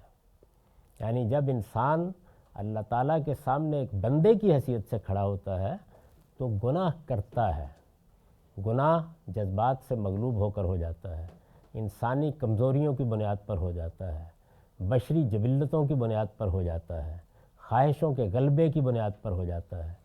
یہ جب گناہ ہوتا ہے تو اگر انسان سرکش نہیں ہے، سرتابی پر تلا ہوا نہیں ہے، تو اس میں ندامت ہوتی ہے، رجوع ہوتا ہے، سنبھلنے کا جذبہ ہوتا ہے۔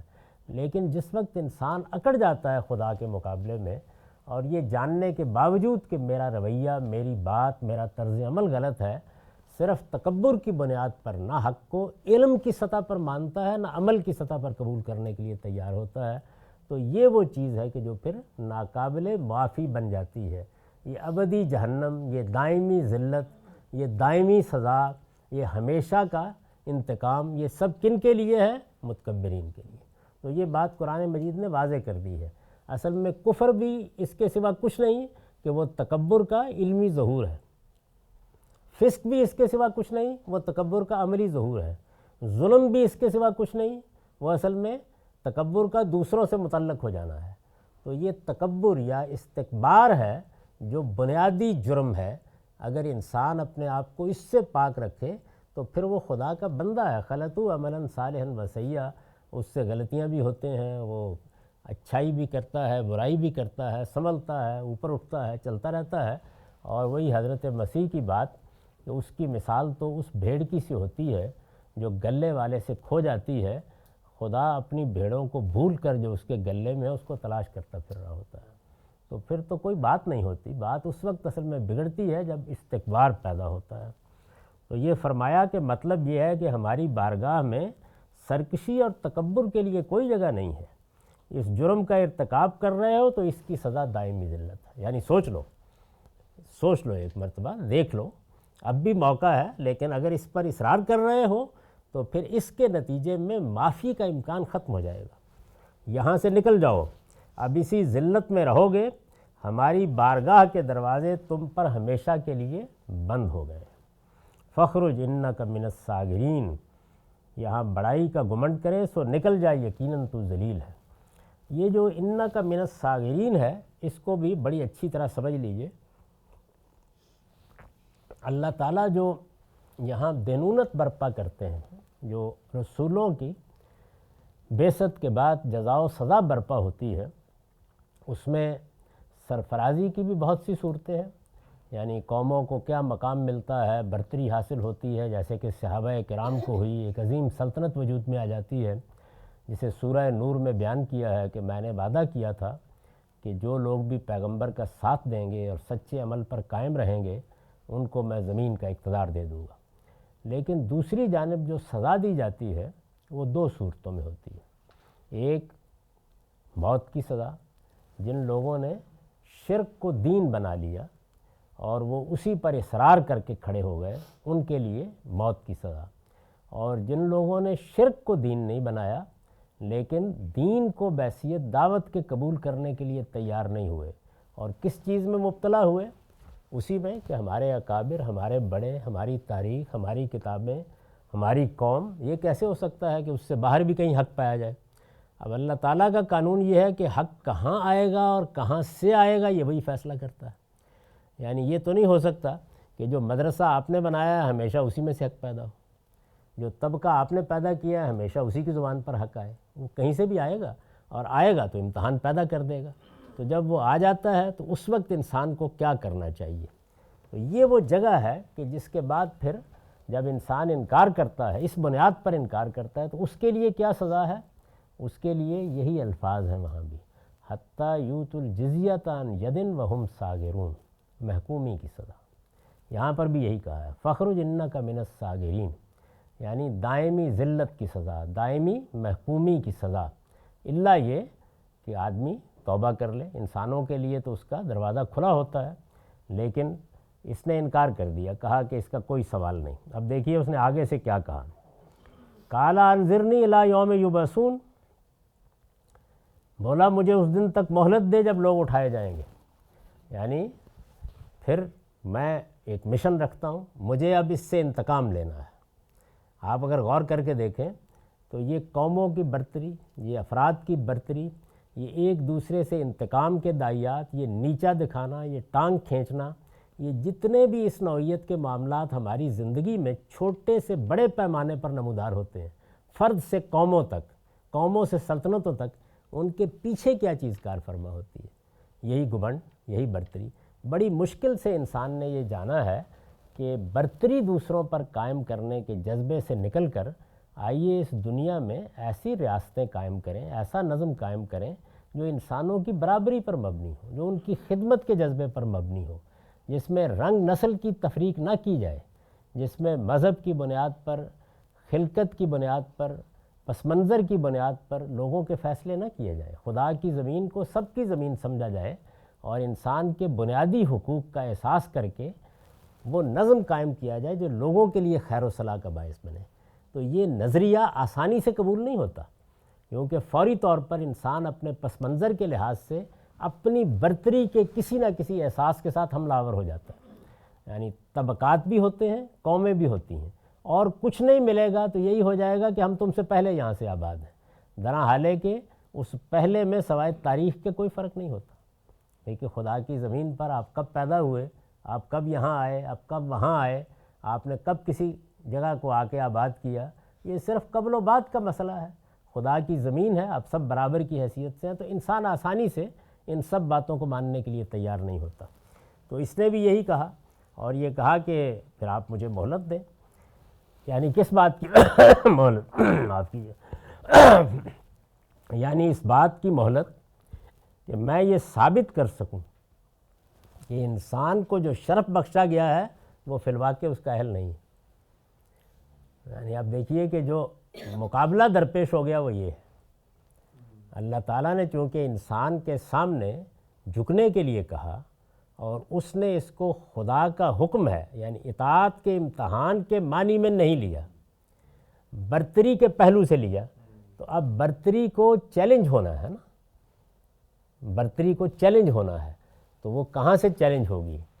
یعنی اللہ تعالیٰ کے حکم کے سامنے میں نہیں جھکا، میں اب بتاؤں گا کہ یہ بھی نہیں جھکتا، یہ بھی نہیں جھکتا، یعنی یہ اب چیلنج درپیش ہو گیا۔ یعنی اس بات کی مہلت کہ میں یہ ثابت کر سکوں کہ انسان کو جو شرف بخشا گیا ہے وہ فی الواقع اس کا اہل نہیں ہے، یہ آپ نے ایسے ہی عزت دے دی ہے اس کو، اب میں یہ ثابت کروں گا۔ بولا مجھے اس دن تک مہلت دے، قالا انظرنی الی یوم یبعثون، جب لوگ اٹھائے جائیں گے، گویا قیامت کے دن تک مہلت دے۔ یہ معلوم تھا اس کو کہ اللہ تعالیٰ نے یہ دنیا ایک محدود مدت کے لیے بنائی ہے، اس میں انسانوں کو موقع دیا جائے گا، تو اس نے کہا کہ ٹھیک ہے، پھر مجھے یہ مہلت بھی اس وقت تک کے لیے ملنی چاہیے۔ یہ جو مہلت اس نے مانگی ہے یہ کس اعتبار سے ہے؟ دونوں اعتبارات کا امکان ہو سکتا ہے۔ یہ کہ مجھے زندگی دے دے، قیامت تک جیتا رہوں، اور میں ان لوگوں کی رہنمائی کروں کہ جو انسانوں کو گمراہ کرنے آئیں گے، ان کا سرخیل بن کر، اور یہ کہ میرا مشن جاری رہے۔ یعنی مہلت انسان کو بھی ملی ہے نا قیامت تک، کس طرح ملی ہے؟ آدم زندہ نہیں ہے، ان کی اولاد کے ذریعے سے وہ مشن جاری ہے، وہ کام جاری ہے، تو دونوں پہلو ہو سکتے ہیں۔ زیادہ تر لوگوں کا رجحان یہی ہوا کہ وہ اس کو زندگی کے لحاظ سے مہلت دی گئی ہے۔ استاذ امام کا رجحان یہ ہے کہ نہیں، یہ مشن کی مہلت ہے، یعنی یہ ضروری نہیں ہے کہ ابلیس کو ابدی حیات دے دی گئی ہو یا قیامت تک کی زندگی دے دی گئی ہو، یہ ضروری نہیں ہے، لیکن اس کی نفی بھی نہیں کی جا سکتی۔ دونوں پہلو ہیں اس میں۔ انظرنی الی یوم یبعثون، مجھے اس دن تک مہلت دے جب لوگ اٹھائے جائیں گے۔ قال انک من المنظرین، فرمایا تجھے مہلت ہے۔ اس سے اندازہ کیا جا سکتا ہے کہ پروردگار عالم کا بھی مزاج کیا ہے، فرمایا مہلت، اچھی بات ہے، جائیے یہ کام کیجیے۔ اس کے معنی یہ ہے کہ ابلیس اور اس کی ذریت کو یعنی اس کی اولاد کو، یہ دوسری جگہ قرآن نے واضح کر دیا ہے کہ ہوا و قبیلہ، یعنی وہ اور جو اس کی آل اولاد میں، اس کے پیروکاروں میں، اس کے قبیلے میں اس کے ساتھ شامل ہیں، یہ سب ہے۔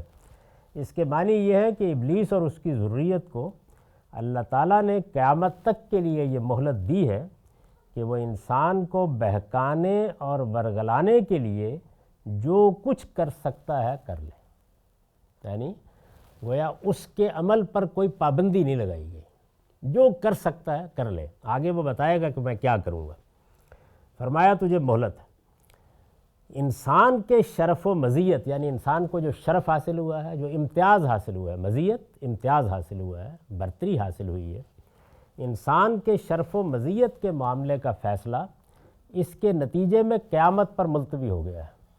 یعنی جب اللہ تعالیٰ نے اس کو مہلت دے دی تو اس کا لازمی نتیجہ کیا ہے کہ اب فیصلے کا دن وہی ہوگا جس دن دوبارہ اٹھایا جائے گا۔ تو اب قیامت کے دن فیصلہ ہوگا کہ کون حقیقی شرف کا مستحق بنا، کس کو فی الواقع یہ اہلیت حاصل تھی کہ اللہ نے اس کو یہ مقام دیا، ابلیس کس انجام کو پہنچا اور انسان کس انجام کو پہنچا۔ اس کا فیصلہ اب وہاں ہوگا۔ اب وہیں معلوم ہوگا کہ اس جنگ میں کون جیتتا اور کون ہارتا ہے۔ یعنی یہ ایک معرکہ ہے، جنگ ہے یہ۔ اب یہاں سے اگر آپ نے یہ سمجھ لیا کہ یہ ایک جنگ ہے، یعنی یہ ایک وار ہے، کس کے درمیان؟ ہمارے اور شیطان کے درمیان۔ یعنی اس نے چیلنج دیا اور یہ چیلنج ہے جس سے ہم دو چار ہیں۔ اس چیلنج کو ہماری طرف سے کس نے قبول کیا ہے؟ اس نے تو دیا تھا نا، کائنات کے خالق نے۔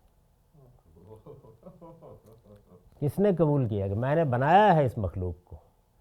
فرشتوں کو کیا جواب دیا تھا جب انہوں نے کہا کہ یہ فساد کرے گا اور یہ خون بہائے گا؟ جواب یہ تھا کہ جو میں جانتا ہوں وہ تم نہیں جانتے۔ تو یہ بہت بڑا شرف ہے جو انسان کو ملا ہے۔ اس چیلنج کی یاد دہانی کرائی جاتی ہے۔ آپ کا حج اصل میں یہی ہے۔ یعنی حج کیا ہے؟ وہ ابلیس کے اور انسان کے درمیان جنگ کی تمثیل ہے۔ اس میں ڈرامیٹائز کر دیا گیا ہے، اس کو ایک تمثیل میں بدل دیا گیا ہے، اور کسی چیز کی یاد کو باقی رکھنے کا سب سے مؤثر طریقہ کیا ہوتا ہے؟ اس کو تمثیل میں تبدیل کر دیں۔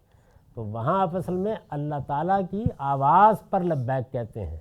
یعنی اللہ کہتا ہے کہ آؤ شیطان کے خلاف جنگ میں میرے ساتھ شریک ہو جاؤ۔ آواز ادھر سے آتی ہے، جواب آپ کیا دیتے ہیں؟ لبیک اللہم لبیک، حاضر ہیں پروردگار، آپ نے بلایا، ہم حاضر ہیں۔ اور پھر اس کے بعد وہ حج کے جو مناسک ہیں وہ سب کے سب اصل میں اس تمثیل کا حصہ ہیں۔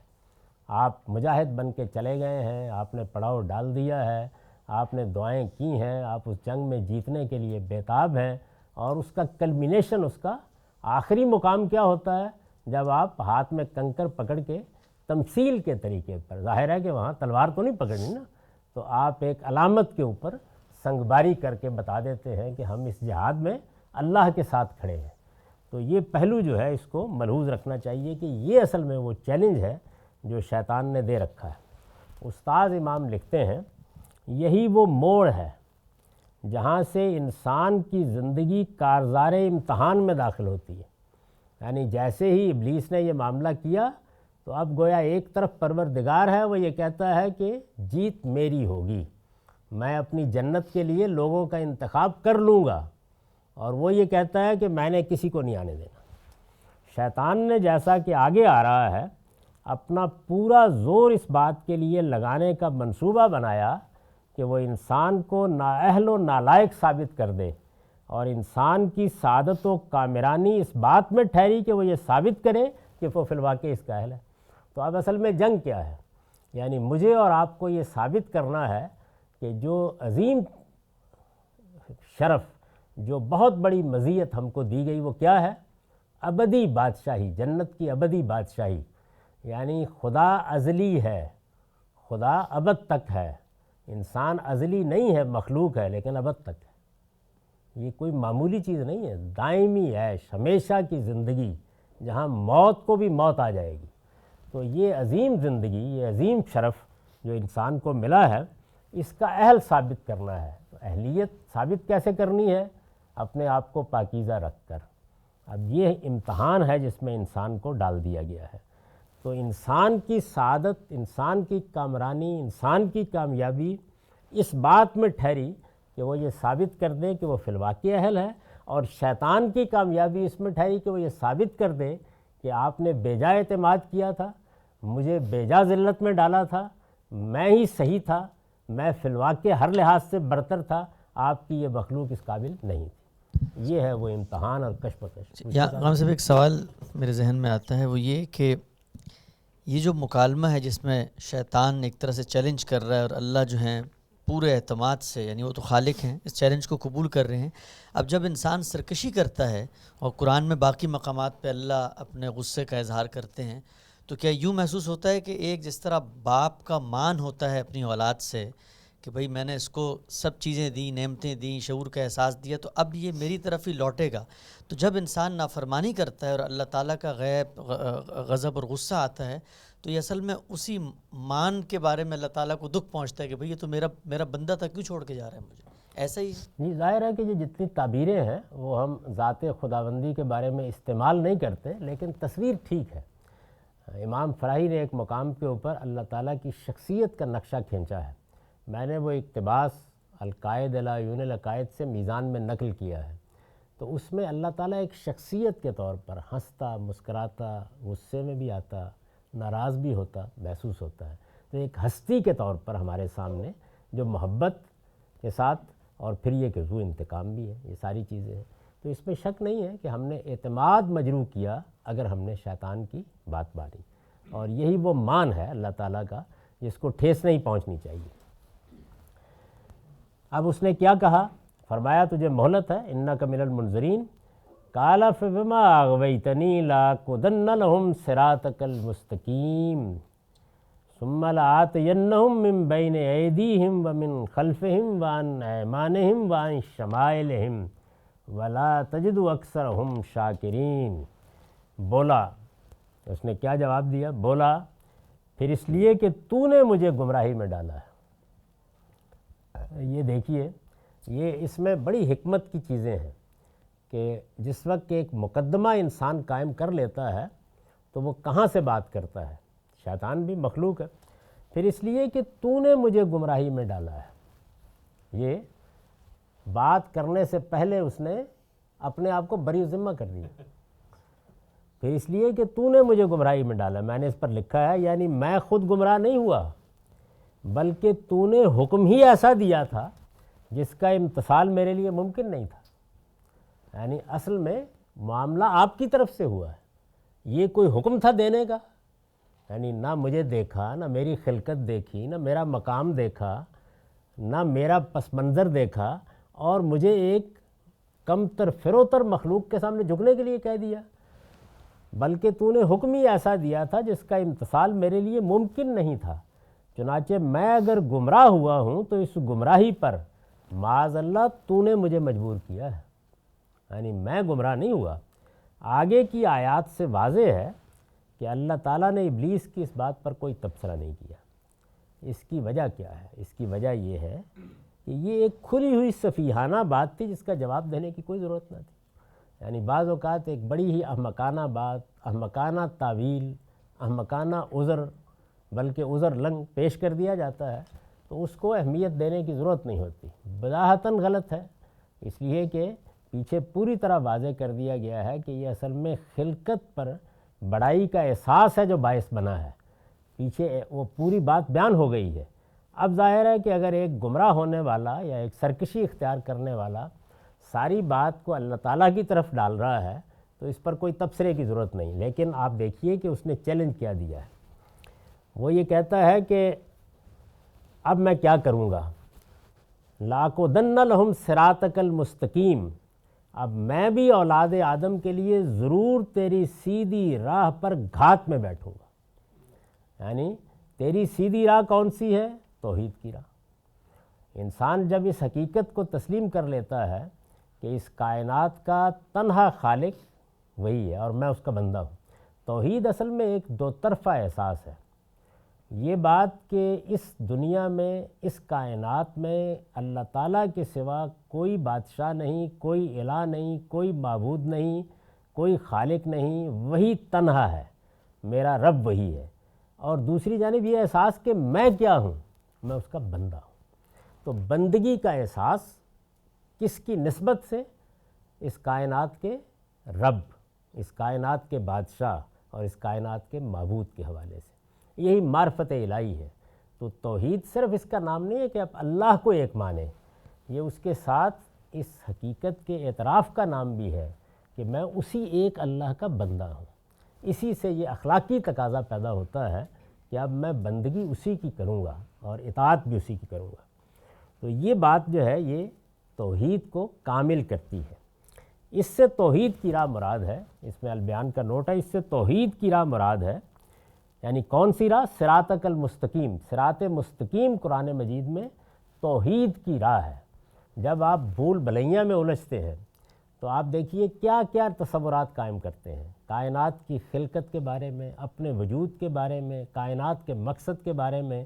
اگر یہ جاننا ہو تو ان راہوں کا مطالعہ کرے جو یا فلسفے نے اختیار کیں یا صوفیوں نے اختیار کی، صوفیانہ مذاہب میں، تو یہ اندازہ ہو جاتا ہے کہ انسان کو کس بھول بھلیاں میں ڈال دیا گیا ہے۔ اس میں جو سیدھی راہ ہے، عام طور پر جب دین کو بالکل اس طرح پیش کر دیا جائے جس طرح وہ قرآن میں بیان ہوا ہے تو اس کے اوپر لوگوں کا تبصرہ یہ ہوتا ہے یہ بات بڑی سادہ سی ہو گئی، اس لیے کہ سیدھی راہ ہوتی بڑی سادہ سی، یعنی اس میں کوئی کج پیش نہیں ہوتے۔ لیکن جس وقت آپ دوسری راہوں پر جاتے ہیں تو پھر حرف پیچا پیچ و حرف نیشدار، اس میں پھر یہی چیزیں ہوتی ہیں۔ تو نبی صلی اللہ علیہ وسلم نے ایک موقع کے اوپر اسی طرح ٹیڑھی لکیریں کھینچ کے درمیان میں ایک لائن بنائی اور یہ کہا کہ یہ صراط مستقیم ہے، یہ سواء السبیل ہے زمین کے اوپر، تاکہ لوگوں کو معلوم ہو کہ یہ راہ سیدھی بھی ہے۔ اچھا، اس میں قرآن مجید کے ایک مقام پر بڑی ہی دل نواز تعبیر ہے کہ یہ جو رستہ ہے میں اس کے اوپر ہوں، یعنی یوں سمجھ لیجیے ایسے خدا کھڑا ہے سامنے، تو آپ اگر سیدھے راستے پر چلیں گے تو وہ توحید کی راہ ہے جو اللہ نے بتائی ہے، اس کو قرآن صراط مستقیم کہتا ہے۔ تو سورہ فاتحہ میں بھی ہم یہی دعا کرتے ہیں کہ اہدنا الصراط المستقیم، وہ بھی کیا ہے؟ توحید کی راہ۔ توحید بنیاد میں آ گئی تو اب اس کے اوپر سارا کسب صحیح تعمیر ہو جائے گا، ہر چیز ٹھیک آ جائے گی۔ تو اس سے توحید کی راہ مراد ہے، اور ابلیس نے یہ چیلنج اللہ تعالیٰ کو دیا ہے کہ وہ جنت الفردوس کے لیے صالحین، اللہ تعالیٰ کیا کر رہا ہے؟ صالحین کا انتخاب کر رہا ہے۔ صالحین عمل صالح کرنے والے، اچھا عمل کرنے والے لوگوں کا انتخاب کر رہا ہے۔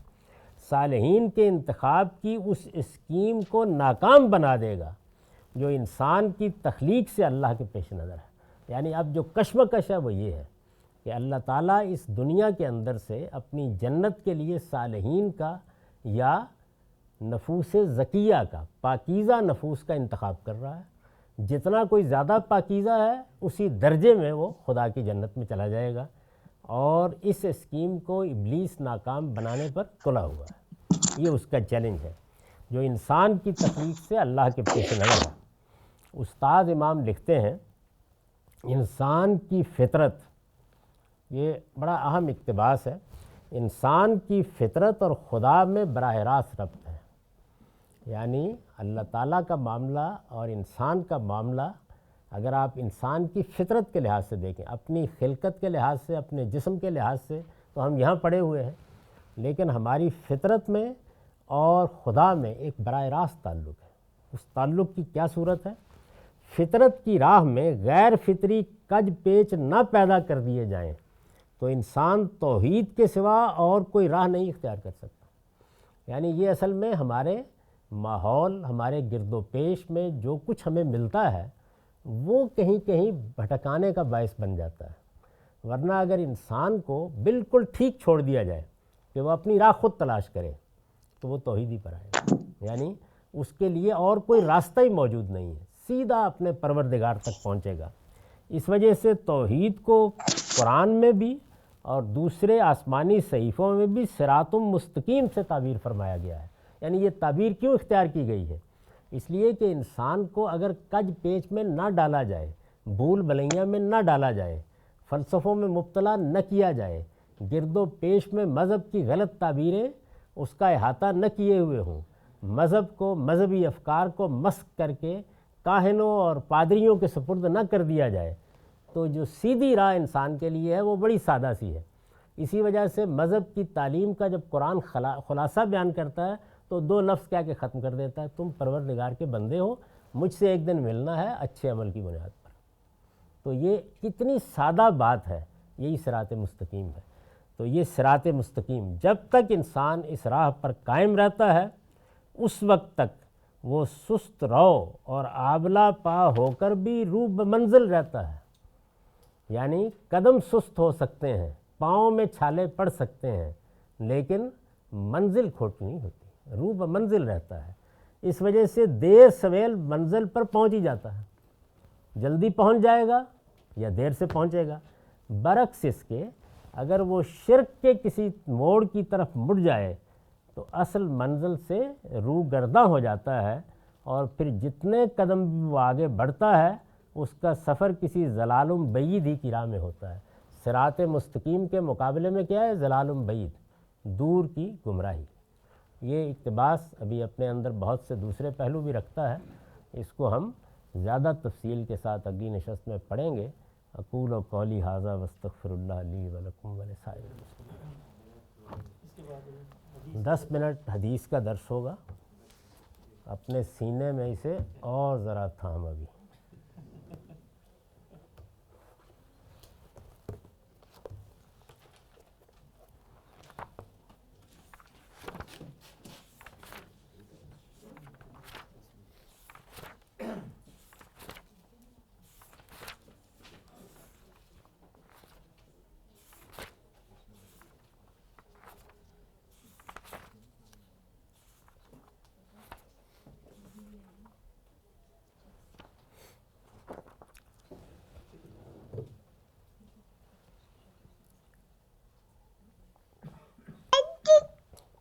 بسم اللہ الرحمن الرحیم۔ عن عمر بن الخطاب قال سمعت رسول اللہ صلی اللہ علیہ وسلم یقول من اذل راس غاز اذلہ اللہ یوم القیامہ ومن جخذ غازیا حتی یستقل بجہازہ کان لہ مثل اجرہ حتی یموت او یرجع ومن بنا مسجدا یذکر فی اسم اللہ بنى اللہ لہ بیتا فی الجنہ۔ عمر رضی اللہ عنہ بیان کرتے ہیں کہ میں نے رسول اللہ صلی اللہ علیہ وسلم کو سنا کہ آپ نے فرمایا، جو کسی مجاہد کے سر پر سایہ کرے اللہ قیامت کے دن اس پر سایہ کرے گا۔ جو کسی مجاہد کے لیے سامان جہاد مہیا کرے یہاں تک کہ وہ اپنے پاؤں پر کھڑا ہو جائے، اس کے لیے اس مجاہد کے برابر اجر لکھا جاتا رہے گا یہاں تک کہ اس کو موت آ جائے یا وہ جنگ سے لوٹ آئے۔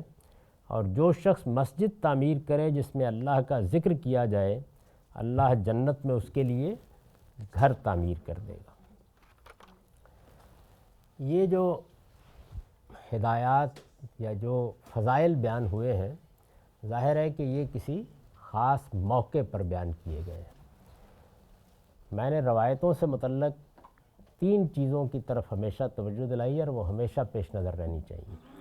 ایک یہ کہ یہ جو کچھ بھی ہمیں ان روایتوں میں ملتا ہے اس کی کوئی ذمہ داری رسالت مآب صلی اللہ علیہ وسلم پر عائد نہیں ہوتی، یعنی آپ کی بات کسی نے سنی، آگے کسی کو بیان کی، اس نے آگے بیان کی، تو یہ لوگوں کی بات ہے جو آپ کی نسبت سے بیان ہوئی ہے۔ اس وجہ سے اس کی تحقیق کی بھی ضرورت ہوتی ہے اور اس کو قرآن و سنت کی روشنی میں دیکھنے کی بھی ضرورت ہوتی ہے۔ دوسری بات یہ کہ یہ عام طور پر اطلاق کی ہوتی ہیں، یعنی کوئی موقع ہے اس موقع پر بیان کیا جاتا ہے۔ ایسا نہیں ہے کہ یہ جو ارشادات ہیں یہ کسی موقع پر اقوال زرعی کے طریقے پر رسول اللہ نے کہے اور لکھوا دیے، بات کی جا رہی ہے، کوئی موقع زیر بحث ہے۔ اب اگر آپ پیچھے مڑ کے دیکھیں تو آپ کو یہ معلوم ہوگا کہ جس وقت رسالت مآب صلی اللہ علیہ وسلم مدینہ میں تشریف لائے ہیں، یثرب میں تشریف لائے ہیں، تو ایک بڑی کشمکش سے مسلمان گزرے ہیں، بالکل بے سر و سامان، اور قریش کی جو کچھ بھی اس وقت قبائلی طاقت تھا اس کا ہدف بن گئے۔ اگر آپ غور کر کے دیکھیں تو اللہ تعالیٰ کی طرف سے جو معاملہ ہوا وہ تو بہت بعد میں ہوا ہے، یعنی آخری وقت میں آ کے بدر میں بھی وہی حملہ آور ہوئے، احد میں بھی وہی حملہ آور ہوئے، احزاب میں بھی وہی حملہ آور ہوئے، اور احزاب کا حملہ تو غیر معمولی ہے۔ ادھر کیا صورتحال ہے؟ مقابلہ کرنے کے لیے اولاً تو کوئی بڑی طاقت ہی نہیں ہے۔ وہ جو حفیظ نے نقشہ کھینچا ہے شاہ نامے میں کہ تھے ان کے پاس 2 گھوڑے 6 زرہیں 8 شمشیریں، بدلنے آئے تھے یہ لوگ دنیا بھر کی تقدیریں، کچھ بھی نہیں تھا پاس، بے سر و سامانی، یعنی بے سر و سامانی جنگ کے پہلو سے تو جتنی تھی، جو لوگ مہاجرین کی حیثیت سے آئے ان میں بھی چند تھے جو اپنی معیشت کو اپنے پاؤں پر کھڑا کرنے میں کامیاب ہوئے، چند تھے۔ یعنی چونکہ یہ حضرات جو مکے سے آئے یہ کھیتی باڑی باغوں کی پرورش سے واقف ہی نہیں تھے، تو یہاں پہ وہی ذریعہ تھا، تو کچھ نے تجارت کرنا شروع کر دی اور کچھ نے کھیتی باڑی کرنا شروع کر دی، بہت تھوڑے۔ ایک بڑی تعداد کو مواخات میں رسالت مآب صلی اللہ علیہ وسلم نے اپنے پاؤں پر کھڑا کرنے کی اسکیم بنائی، یعنی ایک انصاری کا بھائی بنا دیا، گویا خاندان میں شریک کر دیا، اور اس کے باوجود اتنے لوگ باقی رہ گئے کہ ایک مہاجر کیمپ لگانا پڑا جو آخری زمانے تک رسالت مآب صلی اللہ علیہ وسلم کی مسجد میں لگا رہا ہے۔ اسی کو صفہ کہتے ہیں۔ اصحاب صفہ کیا تھے؟ لوگوں نے بعد میں اس کو تعلیم گاہ بنا لیا، وہ اصل میں مہاجر کیمپ ہے اور کچھ بھی نہیں، یعنی جن لوگوں کو کوئی موقع نہیں مل سکا، کہیں بھی ان کو ایڈجسٹ نہیں کیا جا سکا، ان کے لیے قرآن نے وہ اپیل کی ہے جو سورہ میں آپ دیکھتے ہیں، سورہ بقرہ میں وَلِلْفُقَرَاءِ الَّذِينَ اُحْصِرُوا فِي سَبِيلِ اللَّهِ، اللہ کی راہ میں یہ صورت ہے، اس میں جنگیں پیش آ گئی ہیں، کوئی سٹینڈنگ آرمی نہیں ہے، اور کہیں امریکہ سے F-16 بھی نہیں خریدے جا سکتے، یعنی وہی ایک چھوٹی سی بستی ہے ایک مدینے کی، اس کے اندر سے دفاع کرنا ہے۔ اس کے اندر رکھ کے یہ دیکھیے کہ جو کچھ بھی دین کی خدمت اس وقت ہے وہ دو ہی پہلوؤں سے ہو رہی ہے۔ ایک یہ کہ اللہ کی توحید، اس کی نماز، اس کی عبادت کے مراکز بنائے جائیں، چھوٹی چھوٹی بستیاں ہیں ان کے اندر، تاکہ لوگوں کی تعلیم کا بندوبست ہو۔ مسجد ہی تعلیم کا ذریعہ ہے، اسی میں نماز پڑھنی ہے، اسی میں کسی نے کوئی دین کی ہدایت کی بات بتانی ہے، تو سوسائٹی کی دینی تنظیم کا مرکز مسجد ہے، اور جو خطرہ درپیش ہے اس میں لوگوں نے بہرحال جنگ کرنی ہے۔ تو لوگوں کا حال کیا ہے؟ کوئی سٹینڈنگ آرمی نہیں، یعنی کھڑے ہونے کی جگہ بھی خود ہی بنانی ہے، اسلحہ بھی خود ہی لینا ہے، یا آپ نے ان کی مدد کر دینی ہے۔ تو اس لیے قرآن مجید نے پھر وہ اپیل کی کہ جاہدوا باموالکم وانفسکم، یعنی مال سے بھی مدد کرو اور جانوں سے بھی مدد کرو۔ تو اللہ کی نصرت کا جو تقاضا ہے، اللہ کے دین کی مدد کا تقاضا، یہ اس وقت دو صورتوں میں بالکل نمایاں تھا رسول اللہ کے زمانے میں، یعنی اللہ کے دین اور مسلمانوں کی حفاظت کے لیے جو جنگ و جدال درپیش تھا اس میں خدمات انجام دینی ہے، اور دین کی تعلیم کے اور اللہ کی عبادت کے مراکز بنانے ہیں۔ گویا مسجد اور جہاد دو بہت بڑی چیزیں تھیں اس میں، تو حضور نے اس کی طرف توجہ دلائی اور یہ بتایا کہ کیا کیا اجر ہے۔ میں نے اس پر لکھا ہے کہ اللہ کی راہ میں جہاد کرنے والوں کو کی مدد یا مسجد کی تعمیر، دونوں دین کی نصرت کے کام ہیں۔ اب ذرا نگاہ اس پر ڈالیے کہ ہمارے ایمان جب ہم لاتے ہیں اللہ پر تو اس کے بنیادی تقاضے کیا ہیں۔ تو میں نے اس کو اپنی کتاب میں دین حق کے آخر میں بیان کیا ہے کہ ایمان کا پہلا تقاضا اچھا عمل ہے، دوسرا تقاضا اپنے گرد و پیش کو سچائی کی، خیر کی، حق کی نصیحت کرنا اور اس پر ثابت قدم رہنا ہے۔ یہ تقاضے تو ہمہ وقت ہیں، لیکن تین ایسے تقاضے ہیں جو حالات کے لحاظ سے پیدا ہوتے ہیں۔ ان میں سے پہلی چیز کیا ہے؟ قیام بالقسط، یعنی حق کی گواہی دینی پڑ جاتی ہے۔ دوسری کیا ہے؟ اگر کسی جگہ پر پرسیکیوشن شروع ہو جائے تو ایمان بچانے کے لیے ہجرت۔ اور تیسری چیز کیا ہے؟ نصرت اللہ کے دین کی، یعنی خدا کے دین کو آپ کی ضرورت پڑ گئی، تو اس کی اپیل کی ہے اللہ تعالیٰ نے، من انصاری الی اللہ، پیغمبروں کی زبان سے کون اللہ کی راہ میں میرا مددگار بنتا ہے، پیغمبروں نے کہا۔ یا اللہ تعالیٰ نے کس طرح اس کو بیان کیا؟ یا ایھا الذین آمنوا کونوا انصار اللہ، ایمان والو اللہ کے مددگار بنو۔ تو یہ بہت بڑی چیز ہے۔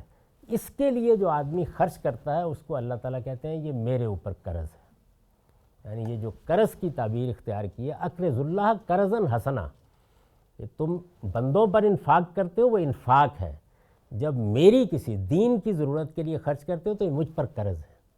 تو یہ بڑی ہی دل نواز تعبیر ہے۔ اندازہ کیجئے کہ خدا کو قرض دے رہے ہیں آپ، یعنی بندوں کو جس امتحان میں ڈالا گیا ہے۔ تو اس پہلو سے جو دین میں جو ہمارا تقاضا بنتا ہے وہ کیا ہے؟ نصرت دین، دین کی مدد۔ تو یہ دین کے جتنے کام بھی ہوتے ہیں ان کے لیے یہ اقامت دین اور فلاں فلاں کی اصطلاحات بالکل بے معنی ہیں۔ اصل اصطلاح ہے نصرت، یعنی کوئی دین کا کام سامنے آ گیا، ہم اگر سمجھتے ہیں وہ اچھا کام ہے، صحیح کام ہے، اپنی استطاعت اور صلاحیت کے مطابق اس کی مدد کریں گے، اپنی استطاعت اور صلاحیت کے مطابق۔ اللہ کی راہ میں جہاد کرنے والوں کی مدد یا مسجد کی تعمیر، یہ دونوں دین کے کام ہیں، دونوں دین کی نصرت کے کام ہیں جن کا اجر غیر معمولی ہے۔ تاہم اس طرح کی تمام بشارتیں، یہ جو اس میں بیان کیا گیا نا، اگر آپ روایت کو دیکھیں کہ اس کے لیے جنت میں گھر بن جائے گا، اللہ اس کو یہ اور یہ اجر دے گا۔ اس طرح کی تمام بشارتیں اس شرط کے ساتھ ہیں کہ آدمی نے کسی کی حق تلفی یا اس کے جان و مال اور آبرو کے خلاف کوئی زیادتی نہ کی ہو۔ یعنی آپ نصرت دین اللہ کی راہ میں اگر شہادت کے منصب پر بھی پہنچ گئے ہیں تو لوگوں کے حقوق معاف نہیں ہو جائیں گے، اس لیے اس کے بارے میں متنبہ رہنا چاہیے۔ ساری بشارتیں انہی کے لیے ہیں جو نہ کسی کی حق تلفی کرے، نہ کسی کے جان مال آبرو کے خلاف کوئی زیادتی کرے۔ یہ ہر حال میں ضروری ہے کیونکہ بندوں کا معاملہ الگ سے زیر بحث آنا ہے اللہ کی عدالت میں۔ وآخر دعوانا الحمدللہ رب العالمین۔ اب سوالات آپ کر سکتے ہیں۔ السلام علیکم غامدی صاحب، سوال یہ تھا کہ یہ جو شیطان ہے کیا قیامت کے دن اس کو معاف کر دیا جائے گا؟ اور یہ سوال پیدا ہوتا ہے وہ الی یوم یبعثون یا الی یوم الدین، تو الی یوم الدین تک اس نے اللہ تعالیٰ سے وہ لی تھی، تو کیا یہ ہو جائے گا، معاف ہو جائے گا؟ نہیں، یہ تو مہلت مانگی ہے اس نے، یعنی یہ کہا ہے کہ میں کیا 2 دن 10 دن 20 دن 2 صدی 5000 سال کے بعد پکڑ کے بند تو نہیں کر دیا جاؤں گا، میرا مشن جاری رہے گا۔ تو مہلت مانگی ہے اس نے کام کرنے کی۔ وہ کام کیا ہے؟ انسانوں کے بارے میں یہ ثابت کر دینا کہ یہ اس کے اہل نہیں تھے۔ یہ مہلت ہے۔ مہلت کا نتیجہ کب نکلنا ہے؟ وہ قیامت میں نکلنا ہے۔ وہ قرآن مجید نے دوسری جگہ بتا دیا کہ جنوں کے لیے بھی نکلنا ہے، انسانوں کے لیے بھی نکلنا ہے۔ تو وہاں پر کیا ہوگا؟ وہاں پر وہی اصول ہیں جو قرآن مجید نے بیان کیے ہیں، یعنی معافی کس اصول پر ہوگی، ابدی جہنم کس اصول پر ہے، اللہ تعالیٰ کیا کریں گے۔ تو اس میں کوئی استثناء نہیں ہے کہ فلاں کے ساتھ یہ معاملہ ہوگا، ایک ہی طریقہ ہے جو سب کے ساتھ اختیار کیا جائے گا اللہ تعالیٰ کی طرف سے۔ اس کا فالوئنگ کوشچن یہ تھا کہ اگر ہم یہ کہیں کہ شیطان جو ہے نا اس نے اللہ تعالیٰ کو چیلنج کیا یا اللہ تعالیٰ نے وہ چیلنج لے لیا، تو کیا اس سے ذات باری تعالیٰ کی تنقیص نہیں ہوتی، جبکہ اللہ تعالیٰ نے اس کو کہہ دیا کہ فَإِنَّكَ رَجِيمٌ اور إِنَّ عَلَيْكَ لَعْنَتِي، تو کیا ایسا نہیں ہے کہ وہ اس قابل ہی نہیں تھا کہ اس کو اللہ کے مقابلے میں لیا جائے؟ یہ تو اللہ تعالیٰ نے کوئی اس کو یہ نہیں کہا کہ میں نے تمہیں اس قابل بنایا تھا یا نہیں بنایا تھا۔ اللہ تعالیٰ نے تو مجھے، آپ کو، ہر ایک کو بہت بڑی چیز دی ہے، وہ ہے خود شعوری۔ یہ معمولی چیز نہیں ہے۔ دنیا کے بڑے فلسفی اس کو کائناتی ذہن کے ساتھ متصل کر کے مانتے ہیں، اور خود قرآن سے بھی یہ معلوم ہوتا ہے کہ یہ جو شعور ہے یہ من روحی آیا ہے، اللہ تعالیٰ کی طرف سے آیا ہے، کوئی معمولی چیز نہیں ہے۔ یہ ہمیں بھی ملا ہے، یہ فرشتوں کو بھی ملا ہے، یہ جنوں کو بھی ملا ہے، سب کو ملا ہے۔ اب اس کے بعد سرکشی میں بھی اختیار کرتا ہوں انسان کی حیثیت سے، ابلیس نے بھی اختیار کی۔ خود قرآن مجید سے معلوم ہوتا ہے کہ جنوں کے اندر بھی بہت سے ہیں کہ جو سرکش ہوں گے۔ تو اس میں اللہ تعالیٰ کی کیا تنقیص ہوئی؟ یعنی اس کی مخلوقات میں سے کسی کو سرکش نہیں ہونا چاہیے، وہ اس پر پوری قدرت رکھتا ہے کہ جب چاہے سرکش کی گردن مروڑ دے۔ تو یہ ابلیس کو بھی مہلت مانگنی پڑی ہے، اگر وہ مہلت وہ نہ دی ہوتی اس نے تو بند کر دیتا۔ ہمارا معاملہ بھی یہی ہے، یعنی ہمیں ایک مہلت دی گئی ہے، ہم اس میں فرعون بن جاتے ہیں، انا ربکم الاعلیٰ کہہ دیتے ہیں، نمرود بن جاتے ہیں، ہٹلر بن جاتے ہیں، مسولینی بن جاتے ہیں۔ اللہ تعالیٰ ہاتھ نہیں پکڑتے، پکڑنا چاہیں تو جب چاہیں پکڑ لیں۔ اسی کو بیان کیا بہت سی جگہوں کے اوپر کہ میں چاہوں تو اپنی ساری مخلوق کو ہدایت پر لے آؤں، لیکن میری اسکیم یہ ہے کہ میں نے مہلت دے رکھی ہے۔ تو مہلت دینے والا ناقص کیسے ہو گیا؟ دے دی مہلت اس نے، اب وہ پکڑے گا، دیکھے گا اس موقع پر کیا کرتا ہے۔ اس کے اصول مجھے معلوم ہے، وہ قرآن میں بیان ہو گئے ہیں۔ حتمی فیصلہ کیا ہوگا اس کا جواب وہی دیا ہے، ان ربک فعال لما یرید۔ معافی کے معاملے میں اللہ کو پورا اختیار ہے، جس کو چاہے معاف کر دیں، جس کو چاہے ختم کر دیں۔ اللہ تعالیٰ کی جو اسکیم تھی انسان کے بارے میں، اس میں یہ عبوری پیریڈ ہے جس میں شیطان کو مہلت دی گئی، معلوم ایسے ہوتا ہے؟ جتنی مہلت ہمیں یعنی انسان کو دی گئی ہے اتنی اس کو دی گئی ہے۔ ہماری مہلت بھی الی یوم یبعثون ہی ہے، یعنی آپ قیامت کے بعد تو یہ سلسلہ جاری نہیں رکھیں گے سرکشی کرنے کا۔ نہیں، اللہ تعالیٰ نے شیطان کے اس واقعے سے شیطان کے اس واقعے سے پہلے اللہ تعالیٰ نے جو انسان کے بارے میں اسکیم، جس میں اللہ تعالیٰ نے وہ واقعہ پہلے ہوا ہے یا بعد میں کہ یہی جائے گا پہلے وہاں سے ایمان ہو؟ انی جائل کل ناس امامہ تو حضرت ابراہیم کو کہا گیا ہے. نہیں سوری میں غلط کہہ رہا ہوں. انی جائل کا فی الارض خلیفہ، اس میں وہ واقعہ بعد میں پیش آیا ہے. وہ تو اللہ تعالیٰ نے اپنی اسکیم کو بیان کیا ہے کہ میں انی خالقم بشر من طین، میں ارادہ کر رہا ہوں کہ میں ایک مٹی اور کیچڑ سے بشر بناؤں گا، ایک مخلوق بناؤں گا. اور فرشتوں سے کہا ہے کہ جب میں اس کو پایہ تکمیل تک پہنچا لوں تو اس وقت تم سجدہ ریز ہو جانا. تو اس کے بعد پھر وہ پایہ تکمیل تک پہنچ گئی. پھر سجدہ ریز ہونے کا واقعہ پیش آیا. اس واقعے میں ابلیس نے انکار کر دیا. اب یہ بات ہو رہی ہے ساری کی ساری. اس سے پہلے فرشتوں نے جو جواب دیا، معلوم ہوتا ہے کہ ان کو یہ پتہ تھی یہ بات ساری کہ انسان کو اختیار دیا جائے گا اس کا. یہ تو اللہ تعالیٰ نے خود بتایا، کھولی ہوگی. یہ تو اللہ تعالیٰ نے خود بتایا جی جی کہ میں ایک ایسی مخلوق بنانے والا ہوں جس کو میں اختیار اور اقتدار دوں گا. تو اس کے نتیجے میں جو عقلی استنباط کیا فرشتوں نے، یعنی وہ انفرنس ہے کہ جب آپ اقتدار دیں گے تو پھر صاحب نظران نشۂ قوت ہے خطرناک، یہ تو بہت خطرناک ہو جائے گا. اس اسکیم میں اس وقت شیطان شامل نہیں تھا. اس وقت تو کوئی بات ہی نہیں ہوئی، وہ تو بہت بعد میں ہوا نا یہ معاملہ. جب وہ بن گیا، معاملہ ہو گیا، اور پھر فرشتوں سے بھی کہا گیا، جنات سے بھی کہا گیا کہ سجدہ ریز ہو جاؤ، اطاعت کا امتحان لیا گیا. اس کے بعد یہ معاملہ پیش آیا. سر ایک سوال ہے کہ جب فرشتوں کا اور ابلیس کا معاملہ ہوا تھا تو اس وقت حجاب نہیں تھا اللہ تعالیٰ، تو آپ نے فرمایا تھا کہ حجاب نہ ہونے کی وجہ سے شعور اور اختیار ہونے کے باوجود فرشتے جو ہیں وہ نافرمانی یا سرکشی نہیں کرتے. تو وہی معاملہ پھر جنات پہ بھی اپلائی نہیں ہوتا کہ حجاب تو نہیں تھا تو پھر جنات نہیں کرتے، یہ نہیں کہ نہیں کر سکتے، نہیں کرتے. یعنی جس وقت ہمیں حاضری کا شرف حاصل ہوگا تو بہت بڑا امکان یہی ہے کہ ہم یہ حماقت نہیں کریں گے. لیکن کوئی کرنے پہ تل جائے تو ایسا نہیں کہ اس کے اندر اختیار نہیں ہے. چنانچہ فرشتوں کی اطاعت کا امتحان لیا گیا تو اس کا مطلب وہ نافرمانی کر سکتے تھے، لیکن انہوں نے نہیں کی. اچھا یعنی حجاب نہ ہونے کے باوجود بھی امکان موجود ہے نافرمانی کی. کمال یہی تھا ان کا کہ انہوں نے نہیں کی. اس لیے کہ جو اللہ تعالیٰ نے ہمیں ایک الگ شخصیت دی ہے، یہ اصل میں باعث بنتی ہے. وہ شخصیت اتنی بڑی ہے، یعنی اللہ تعالیٰ نے گویا اپنی صفات کا پرتاؤ ڈال دیا ان مخلوقات کے اوپر. علم، شعور، احساس، یہ ہے جو باعث بن جاتا ہے اس کا. اگرچہ بن گئے ہیں، اور پھر تینوں کی تینوں مخلوقات مرنے کے لیے نہیں بنی، بن گئی ہیں، بنا بیٹھا ہے خالق. یعنی اب رہنا سب نے ہمیشہ ہی ہے. تو اس وجہ سے یہ بہت بڑی چیز ہے جو برتری کا احساس پیدا کرتی ہے. تو فرشتوں کو بھی پورا اختیار تھا، ورنہ تو اطاعت کے امتحان کے کوئی معنی نہیں ہے. اگر وہ بیچارے اس قابل ہی نہیں تھے، یا یہ کر ہی نہیں سکتے تھے، یا نافرمانی ان سے سرزدی نہیں ہو سکتی، پھر کس چیز کا امتحان؟ پھر تو کوئی تو جن بھی نافرمانی کر سکتے وہ بھی انہوں نے نہیں کی، انہوں نے کر ڈالی. حجاب نہ ہونے کے باوجود کر ڈالی. تو اس کے کیا امکانات ہیں کہ اگر آخرت میں جب حجاب ختم ہوگا اور امتحان ختم ہوگا تب کچھ لوگ سرکشی، اگر امتحان ہوگا، یعنی وہ شیطان نے بھی یہی کہا ہے کہ مجھے تو نے خود گمراہ کر ڈالا، کیوں امتحان میں ڈال دی.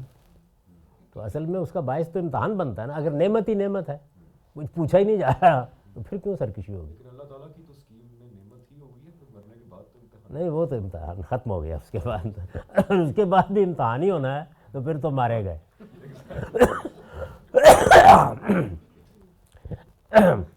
ہماری جو المورد ہند کی تنظیم ہے، اس کے ناظم شاداب صاحب کے والد کا گزشتہ دنوں انتقال ہو گیا ہے.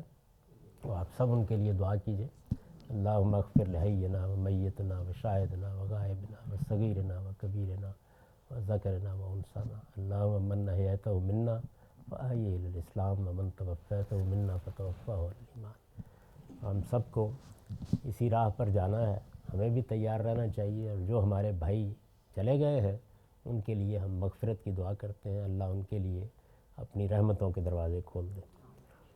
دوبارہ اس بات کو دہرا دوں کہ اگلے ہفتے کو ہمارا یہ جو معمول کا پروگرام ہے یہ نہیں ہوگا، اس لیے کہ مجھے سفر پر جانا ہے. اس کے بعد کے ہفتے میں انشاءاللہ معمول کے مطابق میزان کی تدریس بھی ہوگی اور قرآن اور حدیث کی.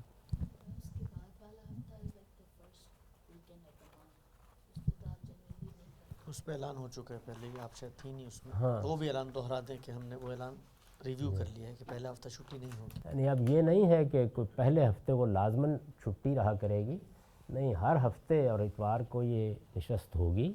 اگر کہیں جانا ہوگا تو اعلان کر دیا جائے گا. تو اس وقت یہ اعلان کیا جا رہا ہے. جاوید صاحب اسی جو السلام علیکم. جی فرمائیے. سر ایک سوال یہ کہ جیسے کہ آپ نے بھی فرمایا کہ صراط مستقیم تو بالکل سیدھا سمپل وے ہوتا ہے، تو جب اللہ تعالیٰ کی معرفت کے حوالے سے ہم دیکھتے ہیں کہ اگر ہم قرآن سے اس کو دیکھتے ہیں تو خدا کی ذات، صفات اور سنن کا مطالعہ کرنے کے بعد کیا ایسا ہے کہ اگر کائنات پہ غور و فکر کے حوالے سے ہم سائنس جو پڑھتے ہیں اس کے تھرو کیا ہمارے ایمان تازہ ہو اور ہم اس کے لیے اپنے بچوں کو کہیں یا ہم خود اس کا مطالعہ کریں اس نیت سے کہ ہم اللہ تعالیٰ کو مزید پہچانیں گے؟ مطلب قرآن اٹ سیلف انف ہے یا ہمیں یہ ساری دوسری چیزیں بھی اختیار کرنی چاہیے؟ قرآن مجید نے اللہ تعالیٰ کی ذات کی طرف توجہ دلانے کے لیے دو چیزوں کو استدلال کی بنیاد بنایا ہے، ریزننگ کی بنیاد بنایا ہے. یعنی دلائل تو بہت سے دیے ہیں لیکن دو چیزیں، ایک خود نفس انسانی، یعنی میں اپنے اندر جھانکوں، میرے اندر کیا جہان آباد ہے، کیا کائنات میرے اندر موجود ہے، اس کو اللہ نے اپنی آیت قرار دیا ہے، اپنی نشانی قرار دیا ہے. دوسرے آفاق کو، کائنات کو. تو کائنات کا مطالعہ سائنس کرتی ہے. یعنی کائنات کا جب مطالعہ کیا جاتا ہے، اب تو نفس کا بھی کرنے لگ گئی ہے، لیکن کائنات کا مطالعہ پچھلی 2-3 صدیوں میں بہت وسیع پیمانے پر ہوا ہے. تو ظاہر ہے کہ جب آپ کائنات کا مطالعہ کرتے ہیں تو وہی چیز جو اجمالی طور پر ایک بدو کو، ایک صحرائی کو بھی نظر آ رہی تھی، وہ ذرا زیادہ ڈیٹیل کے ساتھ اور تفصیل سے نظر آنے لگ جاتی. تو ہونا تو یہی چاہیے کہ وہ آپ کے ایمان میں اضافے کا باعث بنے، اس سے نئے نئے حقائق سامنے آتے ہیں. تو قرآن مجید نے خود یہ طریقہ اختیار کیا ہے، یعنی انسان کو اپنی معرفت کے لیے کائنات کی طرف توجہ دلائی ہے یا اس کا مطالعہ کرنے کی طرف توجہ دلائی ہے. اس کی وجہ کیا ہے؟ اس کی وجہ یہ ہے کہ ہم خدا کو تو نہیں دیکھتے، اس کی تخلیق کو دیکھتے ہیں. تو تخلیق سے خالق تک پہنچنے کا عمل ہے جس امتحان میں ہم کو ڈالا گیا ہے. آثار سے محبوب کو پہچاننا ہے. تو اس لیے آپ سائنس کا مطالعہ اگر اس زاویے سے کرتے ہیں یا کراتے ہیں بچوں کو تو بہت اچھی بات ہے، ضرور کرائیے. یعنی سائنس کا مطالعہ دونوں ہی پہلوؤں سے ہوگا. وہ دنیا کا بھی ایسے ہی ہوتا ہے. ایک کسان کھیتی کرتا ہے تو اس کا دنیوی پہلو کیا ہے کہ اس سے گندم پیدا ہوگی، چاول پیدا ہوں گے، باغات اگیں گے، کھائے گا، پیے گا، اس کے لیے رزق کے سامان ہوں گے. یہ دنیوی پہلو ہے. لیکن اللہ تعالیٰ اسی چھوٹی سی کونپل کے اگنے، اس کا اکھوا بننے، اس کو ایک درخت، ایک کھیت کی صورت میں ڈھلنے کو پیش کرتا ہے. انتم تزرعون ام نحن الزارعون، ذرا غور کرو، یہ تم اگا رہے ہو یا میں اگا رہا ہوں. تو گویا اس کے اندر بھی معرفت کردگار کے نشان ہیں. ایک فارسی شاعر نے بیان کیا نا کہ ہر ورقے دفتریست معرفت کردگار، ہر پتہ ایک دفتر ہے، ایک کتاب ہے جس میں انسان خدا کی پہچان کی کہانی پڑھ سکتا ہے.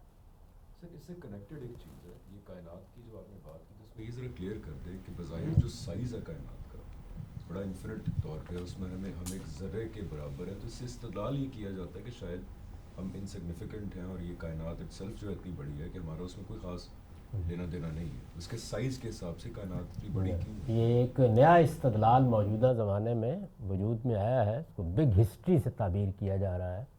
کہ پہلے تو انسان کا خیال یہ تھا، اور یہ کوئی شک نہیں ہے کہ فلسفے کی جو ابتدائی تاریخ ہے اس میں صدیوں تک خاص طور پر مثالیت پسند یا آئیڈیلزم کے قائل فلسفیوں کا یہ خیال رہا کہ یہ ہمارا ذہن اور کائناتی ذہن متحد ہے اور ہم مرکز میں کھڑے ہیں اور یہ کائنات کچھ بھی نہیں ہے، یہ اس کائناتی ذہن کا ظہور ہے اور ہمارا ذہن بھی اسی سے متصل ہے.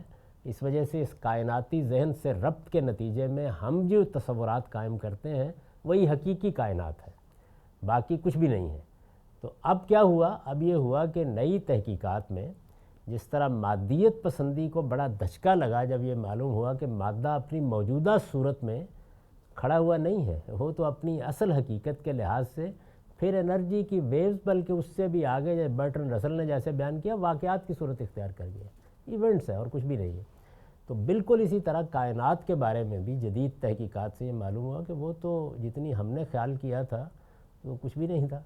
ہم سمجھتے تھے کہ یہ ہماری زمین مرکز ہے اور یہ ایک چھوٹا سا سورج اوپر اس کو روشن کرتا ہے, ایک چاند روشن کرتا ہے. یہ کائنات تو کہکشانوں کا ایک یعنی دنیا ہے, جہان ہے, اور یہ کچھ نہیں ہے تو ایک نظام شمسی ہے, ایک کہکشاں کے ایک گلیکسی کے کونے میں پڑا ہوا ایک ذرہ ہے, اور اس طرح کے کروڑوں اربوں موجود ہیں. تو اس سے جو انسان کی وہ مرکزیت اور اس کا تصور تھا, اس کو ایک چوٹ لگی, یعنی وہ فلسفے کی سطح پر بھی لگی, اور اب اس سے مذہب کے خلاف بھی استدلال کیا جاتا ہے کہ یہ جو کہانی ہے ساری کی ساری کہ یہ انسان جو ہے اس کے لیے کائنات بنی ہے, تو یہ کہانی ختم ہوئی اس کے نتیجے میں. تو یہ بات سمجھ لینی چاہیے کہ یہ ان کے لیے ختم ہوئی ہے جن کے لیے انسان اس دنیا سے متعلق ہے.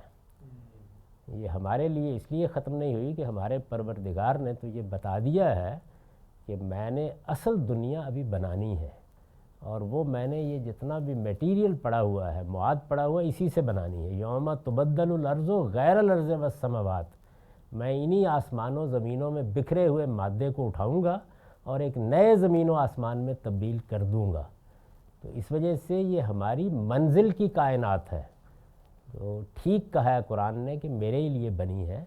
میرے لیے موجودہ دنیا ایک زمین کا ٹکڑا ہے یا ایک زمین کا سیارہ ہے جس میں میں ذرہ ہوں. جب میری آخرت کی زندگی شروع ہوگی تو یہ پوری کی پوری کائنات میرا مسکن بن جائے گی. تو یہ بالکل وہی چیز ہے جس کو اللہ تعالیٰ توجہ دلاتے ہیں کہ آخرت کو ملا کے دنیا کو نہیں دیکھو گے تو خدا کی اسکیم کبھی سمجھ میں نہیں آئے گی. تو اس کو ملا کے دیکھنا چاہیے ہمیشہ.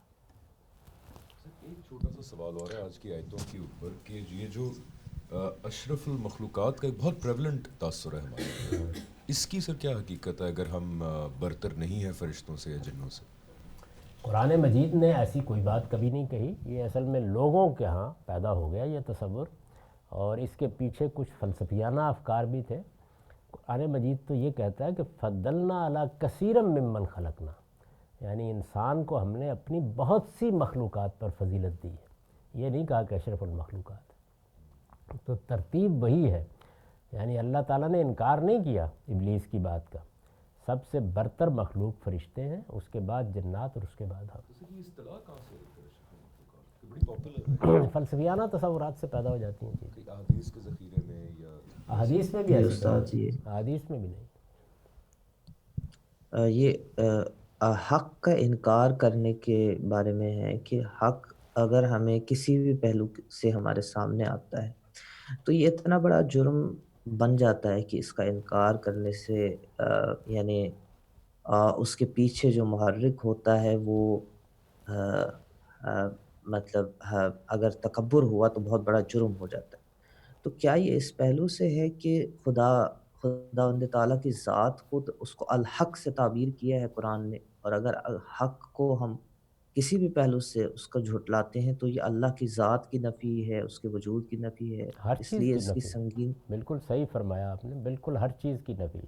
اصل میں جب حق کو ہم تکبر کی وجہ سے رد کرتے ہیں تو یہ سب سے بڑا جھوٹ ہے, سب سے بڑا افطرا ہے جو ہم کر رہے ہوتے ہیں, اور اپنے گویا نفس پر گواہی دے رہے ہوتے ہیں کہ ہم جھوٹ بول رہے ہیں.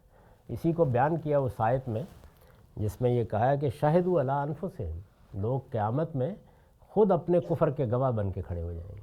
وہ کیا چیز ہوگی کہ مالک بات تو واضح ہو گئی تھی لیکن تکبر آڑے آ گیا, انانیت آڑے آ گئی. اس لیے جو ساری کہانی شروع کی ہے قصہ آدم و ابلیس جو ہے, یہ قصہ سنانا مقصود نہیں ہے, یہ بتانا مقصود ہے. آگے آپ دیکھیں گے اسی سورہ میں جا کے, یہ اب چل پڑی ہے قصہ, یہ داستان اپنی, کہ دو چیزوں پر انگلی رکھ دی ہے اللہ تعالیٰ نے کہ سارا امتحان ان سے پیش آ رہا ہے. تو ان میں سے پہلی چیز کیا ہے؟ انانیت. یہ ابھی انانیت ہے, اور دوسرا پہلو اب نمایاں ہوگا اگلی چند آیتوں. یہ بڑی عجیب بات ہے کہ خدا کو اپنے سامنے دیکھ کر اس کے سامنے تکبر. دنیا میں تو کیونکہ خدا غائب میں ہے, جی اسی وجہ سے سزا بھی بڑی سخت ملی ہے. یعنی ابلیس کا جو جرم ہے وہ ہے ہی یہی. اس میں دیکھیں کہا کیا ہے, تمہارے لیے یہ یہاں شایان شان نہیں تھا. وہ الفاظ جو قرآن مجید میں ہیں, یعنی میرے سامنے میری بارگاہ میں کھڑے ہو کے اگر کوئی غیاب میں ہو اور تکبر کا ارتکاب کرے وہاں بھی بڑا جرم ہے, لیکن چلیں کوئی بات بنتی، میری بارگاہ میں سامنے کھڑے ہو کے کر رہے ہیں، ویسے حوصلے کی داد دینی پڑتی. اسی وجہ سے آپ دیکھیں تو اقبال کا آئیڈیل بن گیا ابلیس. میرے طوفاں یم بیم دریا بدریا جو بجو. قاضی صاحب، یہ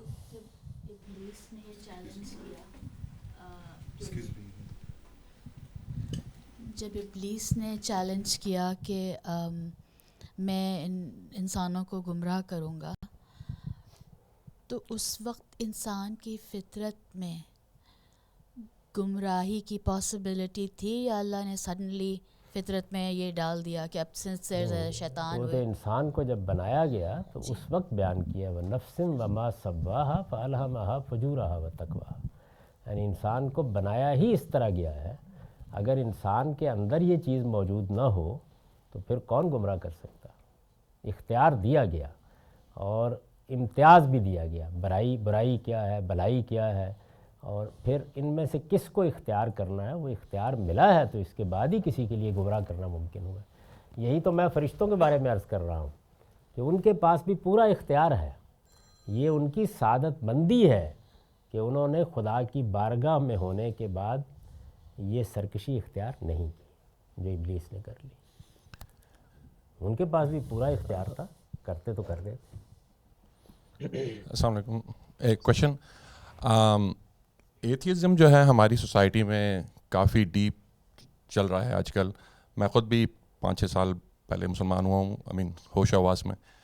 تو میرا کوشچن یہ ہے کہ جو آج کل کی جو سچویشن چل رہی ہے جس میں بچے بہت زیادہ ایکسپوز ہیں science and technology and then we came from monkey اور وٹ ایور، تو اس کو کس طرح کمبیٹ کیا جائے؟ میں اپنے بچوں کے بارے میں بہت وریڈ ہوں، اور ان کے خاص طور پہ ان کے بچوں کے بارے میں. یعنی کہ میں یہ سوچتا ہوں کہ اگر میں نے اپنے بچوں کو صحیح طور پہ تعلیم نہیں دی تو میرے جو پوتے وغیرہ ہوں گے دے ول سے کہ میرا دادا مسلمان تھا. It's very imminent danger in this society. مجھے پاکستان کا نہیں پتہ، پاکستان سے آئے مجھے 20 سال ہو گئے ہیں، مگر وہاں پہ بھی یہ سلسلہ چل رہا ہے. تو میں نے خود عربی سیکھی، خود میں بچوں کو قرآن پڑھا رہا ہوں اور خود میں ان کو ایکسپلین کر رہا ہوں. That's probably I am doing whatever I can. But my question یہ ہے کہ how we combat this thing from our new generation, because they are very exposed to the society, and atheism has become another religion, and I was part of it, so I know. I mean, I would call myself agnostic, because atheism, if somebody, there's nobody is true atheist in my opinion, because they are pretty stupid if they are actually betting on this, that there is no God. So the question about how to combat this thing. یہ انسان جب بھی کسی نقطہ نظر کو اختیار کرتا ہے، غلط یا صحیح، آپ اگر یہ دل کی گہرائی سے چاہتے ہیں کہ وہ نقطہ نظر ٹھیک نہیں ہے، اس کو تبدیل ہونا چاہیے، تو اس کے انسانوں کی تاریخ میں 2 ہی رستے ہیں، یا چٹیا پکڑ کے ماریں گے یا علم دیں گے. دونوں ہی کام ہے نا. تو پہلے کام سے اللہ نے روک دیا، وہ ہم کر نہیں سکتے. دوسرا کام ہے علم دینا. علم دینے کے لیے صبر، حکمت اور کسی چیز کو علم کے طریقے پر امپارٹ کرنا ضروری ہے. اس وقت جو بہت بڑا مسئلہ مذہبی تعلیم کو درپیش ہے وہ یہ ہے کہ مذہبی لوگ مذہب کو علم کے طور پر پڑھانے کے لیے ذہنی طور پر کبھی تیاری نہیں کیے گئے. علم کے طور پر پڑھانا یعنی مذہب کی تبلیغ کرنا، مذہب کو ایک میراث کے طور پر اپنے بچوں کو بتانا. ہماری ساری ٹریننگ یہ ہے. ہمارا مذہبی آدمی سے میرے مراد مذہبی والدین، مذہبی عالم، مذہبی مبلغ، وہ سب کے سب اصل میں مبلغ ہیں. جبکہ جس وقت مقابلے میں استدلال آ جائے تو وہاں آپ کو کسی علم کو علم کے طریقے پہ پڑھانا ہوگا. تو یہ چیز میرے نزدیک کی ورڈ ہے.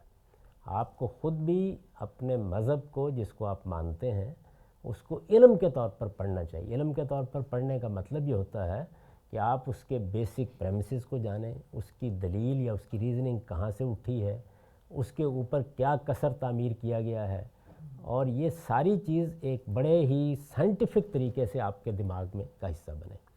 انسان کے اندر ایک بلیونگ سیلف موجود ہے، یعنی موجود ہے، لیکن جس وقت کوئی چیز مقابل میں علم کے طور پر آ جاتی ہے تو وہ ایک حجاب ڈال دیتی ہے. تو جب آپ مذہب کو علم کے طور پر پڑھائیں گے تو حجاب اٹھے گا. حجاب اٹھتا ہے تو انسان اپنی فطرت پر آ جاتا ہے. تو فطرت تو خدا کو ماننے ہی کے لیے تیار بیٹھی ہوئی ہے. آپ کو وہ حجاب ہٹانا ہے، تو دونوں کام کرنے پڑتے ہیں. یعنی پازیٹیولی اپنے مذہب کو علم کے طور پر پڑھانے میں جذبات داخل نہیں ہوں گے، یعنی ایک جذباتی تقریر نہیں چلے گی، اس میں نہ تبلیغی مزاج چلے گا، علم کے طور پر ٹھنڈے دل و دماغ کے ساتھ. اور اس میں ظاہر ہے کہ آپ کو طالب علموں کے جوابات بھی دینے ہوں گے، سب چیزیں ہوں گی، یہ بھی ہوگا. دوسری جانب یہ ہے کہ جو استدلال یا ریزننگ مقابل میں آئے، آپ کو اس کی غلطی بھی بتانی ہوگی کہ کیا ہے، اور وہ بھی علم کے طریقے پر، یعنی تان تشنیع کے طریقے پر نہیں. یہ جو پرانے طریقے تھے ہمارے مناظرہ کرنے کے، ڈیبیٹ کرنے کے، یہ ختم ہو گئے، اور ان سے کوئی بچہ اب نہیں سیکھے گا. اس سے نکل کے بہت حکمت کے ساتھ آپ اور صبر کے ساتھ. باقی وہ بات ذہن میں رکھیے جو اللہ تعالیٰ نے فرمائی ہے کہ ہدایت میں اپنے قانون کے مطابق دیتا ہوں اور گمراہ بھی اپنے قانون کے مطابق ہونے دیتا ہوں. تو جو فیصلے ہونے ہیں وہ تو ہو جانے ہیں. ہماری ذمہ داری یہ ہے کہ ہم طریقہ صحیح کر لیں. اس سے زیادہ ہمارے پاس کوئی اور چیز نہیں. طریقہ کیا ہے؟ علم کے طور پر اپنے دین کو خود بھی سیکھیے، دوسروں کو بھی سکھائیے. جذبات کی بنیاد پر اب بات چلے گی نہیں. اور یہ کوئی امریکہ کا مسئلہ نہیں ہے، پاکستان میں بھی یہی صورتحال. ہمارے اپنے جو بچے ہیں اب آگے پوتے پوتیاں، وہ اور جگہ سے بات کرتے ہیں جہاں سے اس سے پہلے ہم لوگ نہیں کرتے تھے. میں تو خیر ایسا ہی سرکش تھا، لیکن بہرحال زیادہ لوگ نہیں کرتے تھے.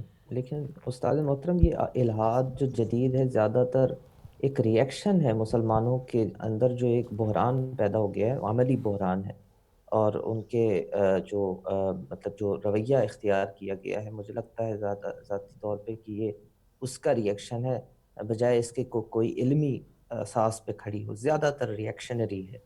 تو اس کو تو آپ کی بات بڑی حد تک ٹھیک اس ہے. میں ایک ایڈ کر دوں چیز. جی جی ضرور ضرور. کل ہی میں ایک دیکھ رہا تھا ویڈیو کہ پاکستانی ملحدین کی کچھ، جس میں ایک لڑکی بڑا انحصار سے کہہ رہی تھی کہ ان کی ایتھیزم کی طرف جرنی شروع ہوئی تھی جب انہوں نے اپنی والدہ کو دیکھا کہ ان کی کوئی کرسچن فرینڈ گھر پہ آئی تھی، تو انہوں نے جس برتن سے پانی پیا تھا تو اس کو جس طرح دھو رہی تھی اور کلمے پڑھ رہی تھی ایز اف کوئی پلیت ہے.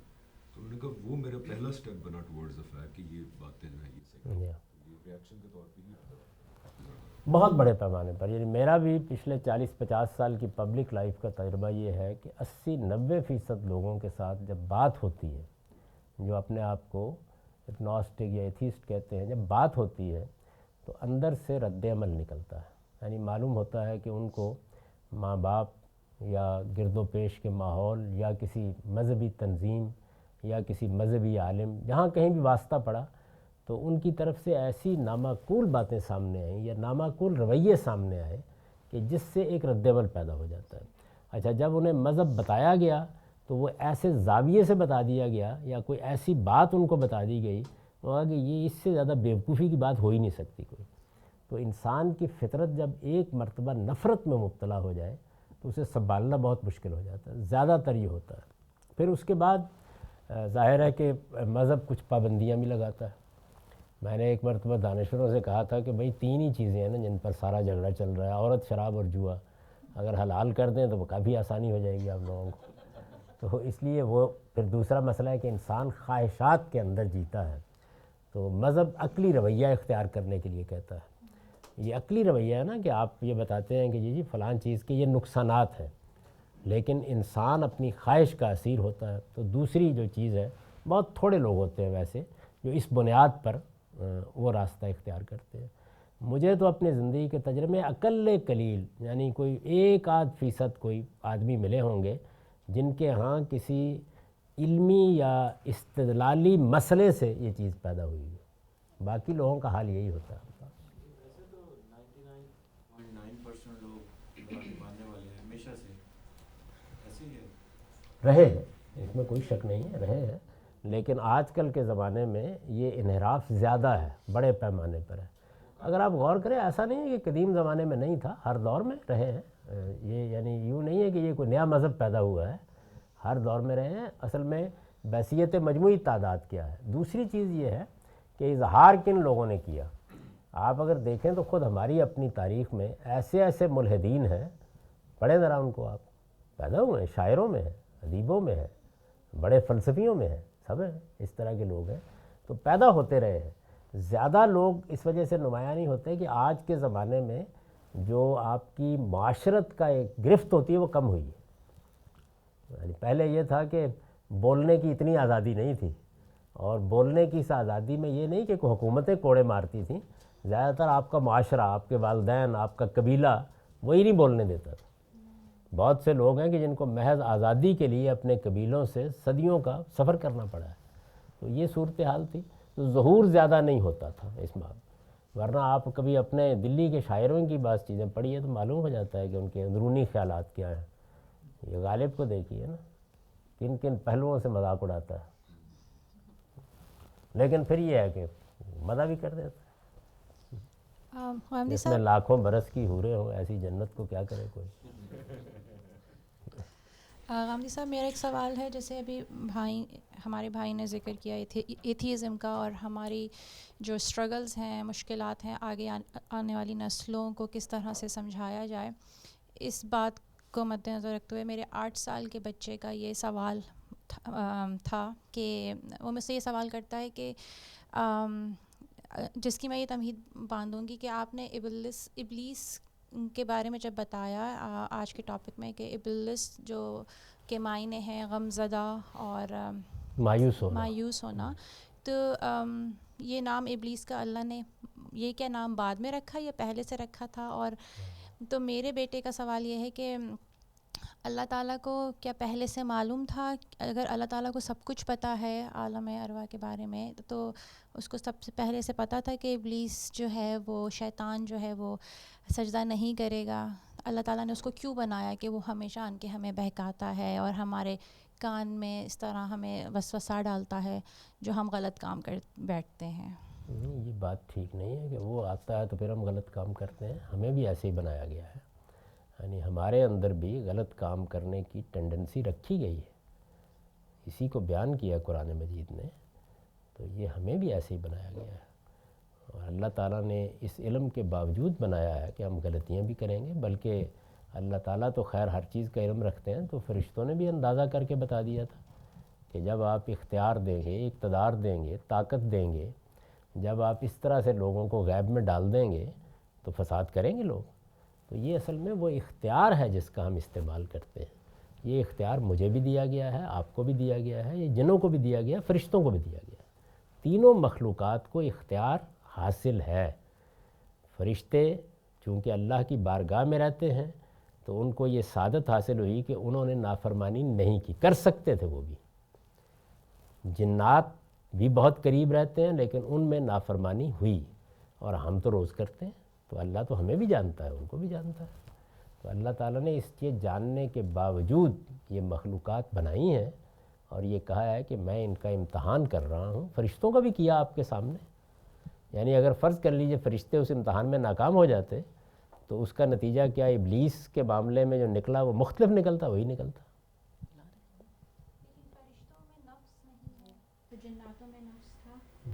نہیں، سب کو اختیار دیا گیا ہے. نقص کا کیا سوال ہے؟ نفس تو اصل میں شخصیت کو کہتے ہیں. تو فرشتوں کی بھی شخصیت ہے.